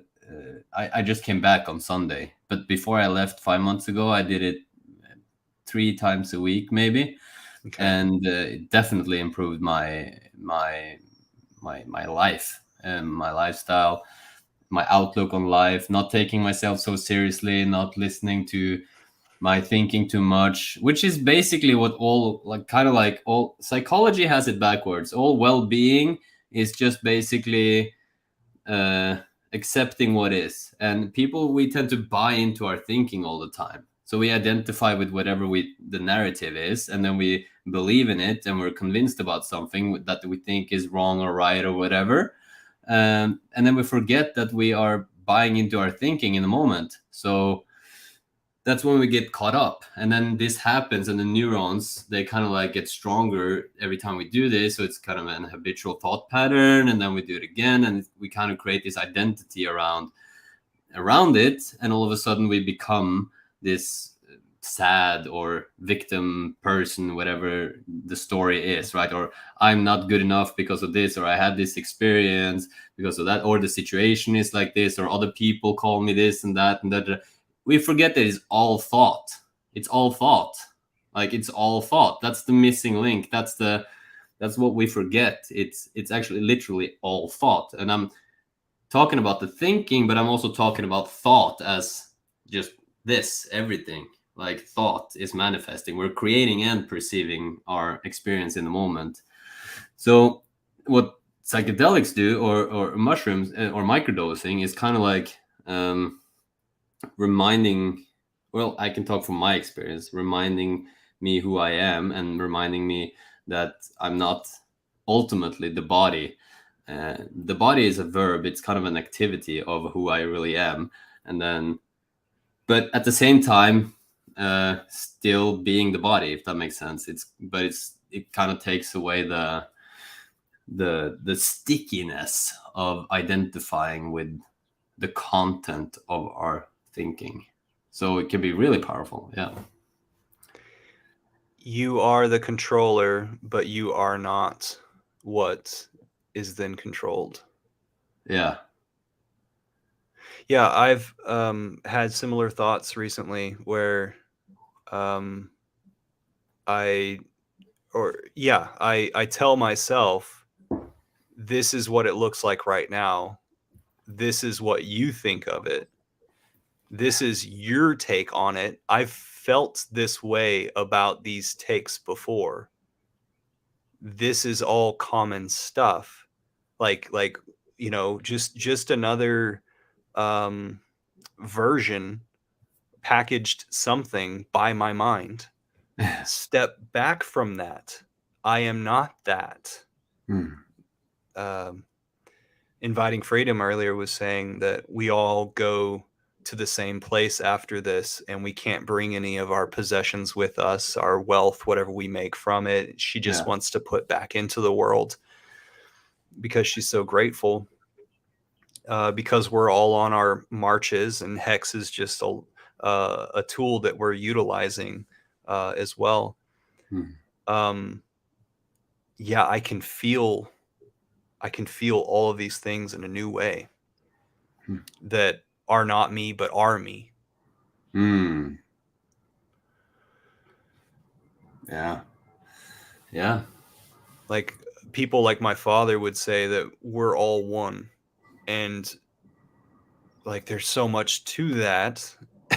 Unless it's like what Axis Alive was saying yesterday, and Wales Only was also saying, if you're not ready to listen, you don't hear it. So therefore you hear it in your own way. So whenever my father says we are all one, he's saying that, also the particles that make up this door of my front door right in front of me is also attached to me in some way. But what my father was talking about, or what I take my father talking about, is to respect the other person, the other human beings, because we have that connection to the ether, the telepathy that possibly you, me, and Hexican Chief NZ were all feeling earlier today, or all got the notice earlier today.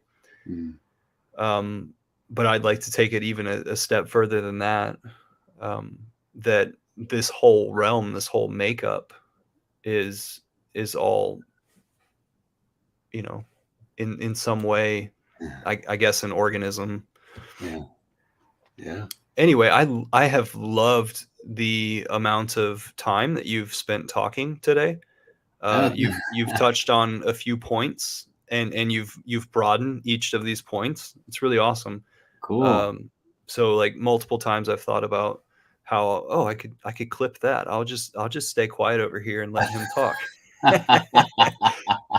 Try not to interrupt him. Let him do his thing. And then also I've admired your shirt as well. That's so cool, because this is a tailor made, designed by me shirt from Vietnam, and I paid like $18 for it, and it's Vietnamese silk. I'm Awesome. really happy with it.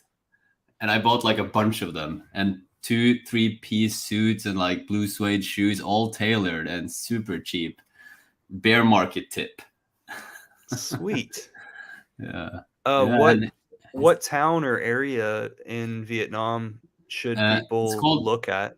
Yeah, look at Hoi An. We're actually building like not only like a co-working creative hub there on the beach, but we're working with like literally the best marketers on the planet. If you've heard about Rich Sheffrin, Ben Bouchard, Frank Kern, these are all the people that Tony Robbins listens to. And Rich Sheffrin is kind of like the godfather who kind of like taught all of the A players in the marketing game. And his right hand, his name is Mars Burden. He's moving down to Hoi An, and he was at our mastermind group and really connected with him. And he just wants to make Hoi An into the new co-creation. I don't know what to call it, but innovative, new hot place for people to create and build cool things, build a future in a way. So Hoi An, Hoian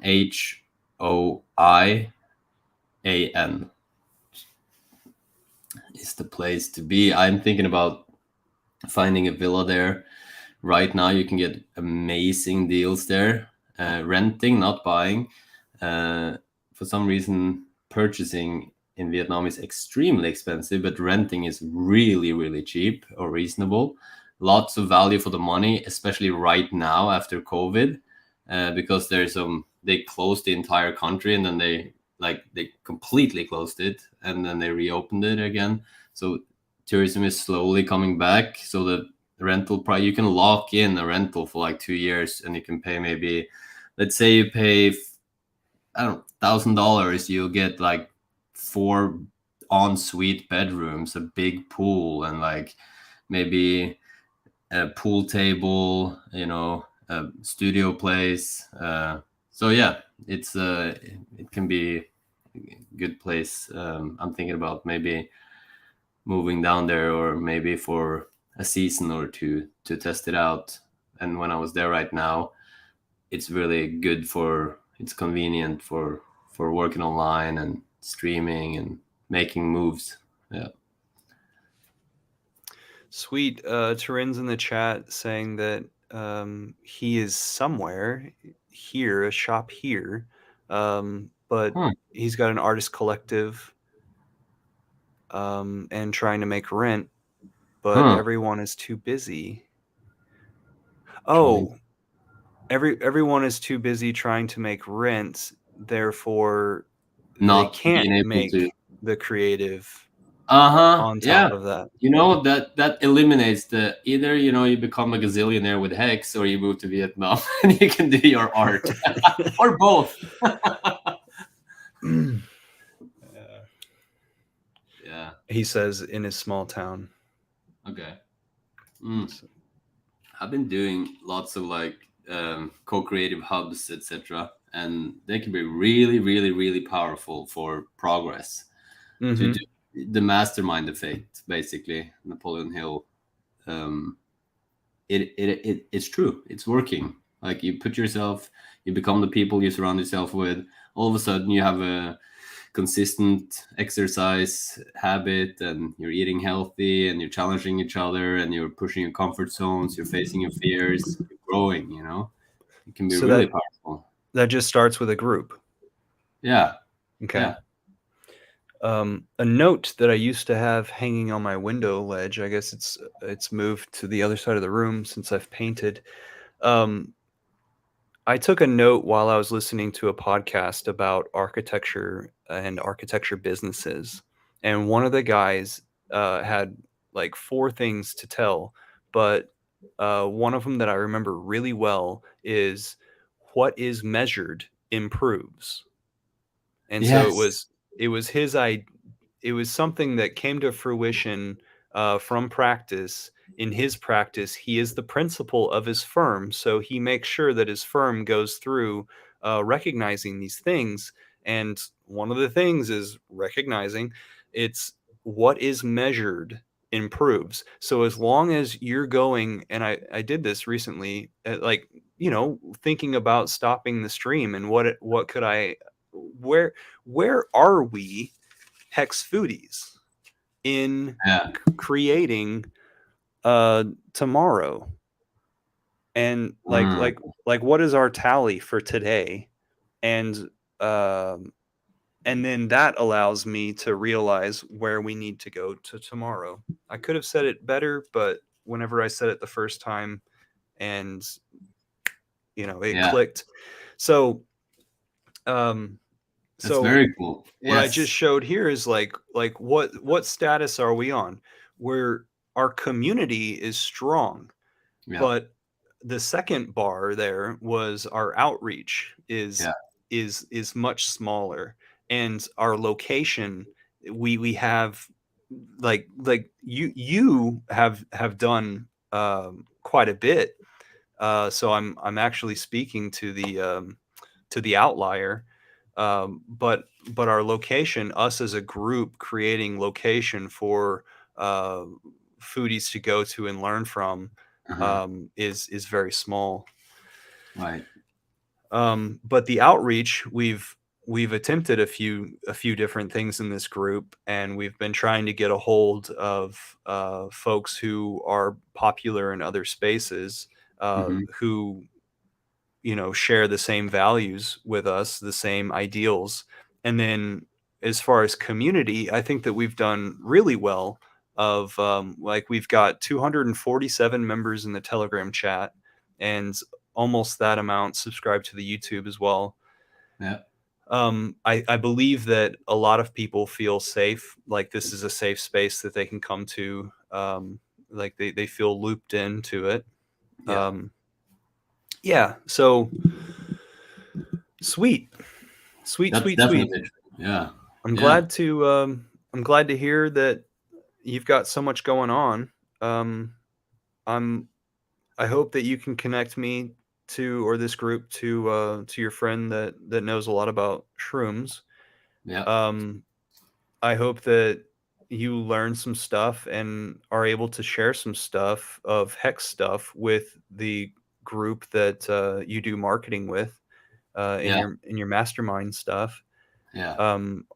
I hope that you continue to treat this group as a mastermind. You know, Yes. maybe you have some mastermind points that that you can point out to us, because I'm a guy who just like continues to put all my ideas down on paper, and I just I I really hope that there are places, commons, that I can go and lay down these ideas and get feedback for, or possibly somebody picks up the idea and runs with it, um, and does so much more with their enthusiasm than I could ever hope for with my own enthusiasm. Um, somebody, a few people have talked about how like their ideas have been stolen inside the Hex community, and I just laugh at that sort of thing. Like whatever challenge somebody gives you, I guess, is, think of that as a Golden promotion. ideas. It's like What a somebody concept. mocking you, and it's like, well, that should be flattering. Yes. That's called a tribute in my mind, you know? Stealing ideas. I had this while we're talking about shrooms, I was going on a mushroom journey in Alajurin de la Torre in Spain with some awesome friends. Virginia, shout out to Jeannie. She's like one of the top Snapchat influencers and like, you know, Forbes magazine, blah blah. She's doing stuff. She's awesome. And I was there and I tripping on shrooms, and then I had this vision. I could kind of like see ideas. Yeah, I could see ideas. This is gonna sound like this is a trip report, okay? I could see ideas like big bubbles. There were like big bubbles floating around in the air, and they kind of like came. They could come to your head, like they could float to your head, and then you will get an idea, and you could capitalize on it, take action on it or not. If you didn't, it'll stick around for a little bit, and then it'll like kind of float, continue to float to another place, or maybe to a completely other place, or maybe to someone else, or at someone else, or to back to you at another time. And it was like when I saw that, I was like, you know, you can never like stealing someone's idea is a concept that's based on that ideas are yours, and who are you, you know, like you're just a verb, you're an activity of life. Like the same with ideas, they come to you, you don't create ideas, it's created through you. If that makes sense. Yes, you can sit down and kind of make space for it, and you can do exercises, and yes, you might get ideas. But why do we get ideas in the shower? Well, because we let our thinking go, and there's space for grace, you know, and then you get ideas. So it doesn't, we don't know where it comes from, it's not yours. Someone's stealing your idea. It's like, yeah. Torin, what's up? I described that space for grace that you just described. I described, or I gave an example of how on that radial presentation, Axis Alive was talking, or Orca was talking about how he would get into it with his friends, and they would have a really meaningful relationship or meaningful conversation for like an hour, and they'd just lose track of time. And they were all on the same page and jiving and everything. And then as they would start to wind down in the conversation, some synchronicity, something would happen in the physical realm, and they'd be like, oh, that's the sign that everything, that to pay attention to what it was that we just participated in, Yeah. because That's what we participated in was special, and it was, I guess, interdimensionally reverberating. Yeah, what a cool way to say it. Yeah, that's beautiful. It's so beautiful, right? It's crazy how life works that way. Yeah. Well, sweet, man. I've been on stream for 3 Yeah. hours and 30 minutes, and Good on you. Good even job. though I could keep going because the energy Yeah. is great and the Yeah. conversation is great, and I think that I don't know how long you and I have spent on stream together before, but I have a live stream later on today, and so I need to make sure that I'm Awake. preserving myself for later. Yeah. And it's like 11 p.m. here, so it's a good time to end. Yeah. Okay, cool. Well, happy days, Morton, and I cannot wait to cut this into little fast bits, because you dropped a lot of cool shit, and you're living the life that a lot of people wish that they could live. Travel the world, see little cool things here and there, and using them to your comfort. It's sweet. And the way that your mind breaks down things is awesome. So Wow, thank you, man, and thanks, thank you man. for doing what you. Please, continue. And I'm here in Norway. I have a good computer now and a setup, and Okay. I'll show up. I want to help out. And, Okay. Yeah. This Yeah, is good. because the issue, guys, everybody that's watching this, listening, the issue is that we need good internet connections in order to have it to where you're one of the people that will take up the torch to do the future live streams. And they don't have to be live, and they don't have to be at Tuesdays at noon Central US standard stuff. The reason why it ever got on that schedule was because it was anybody who rose their hand in the beginning. Finbear was one of them. When does this time align with Finbear? It was towards the end of his day, right before he puts his kids to bed, and it was noon for me, and like Rogue Herbalist and Hex-Ray Vision. It was right around their lunchtime, to where like I was trying to figure out like, okay, about this time it would work. But it doesn't have to stay this sort of way. Things can be malleable, and like I said, I think that I can do so much more for the community, and so I'm trying to optimize myself and my certain personality, getting on here and knowing that I'm gonna do I don't know what it is, but I'm happy to be a part of this group and help curate stuff. And I don't need to say anymore. Okay. Thank you, guys. You're awesome, man. You're awesome, man. Yeah. Thank you again. Cool. I'll see y'all soon. Peace out. Peace.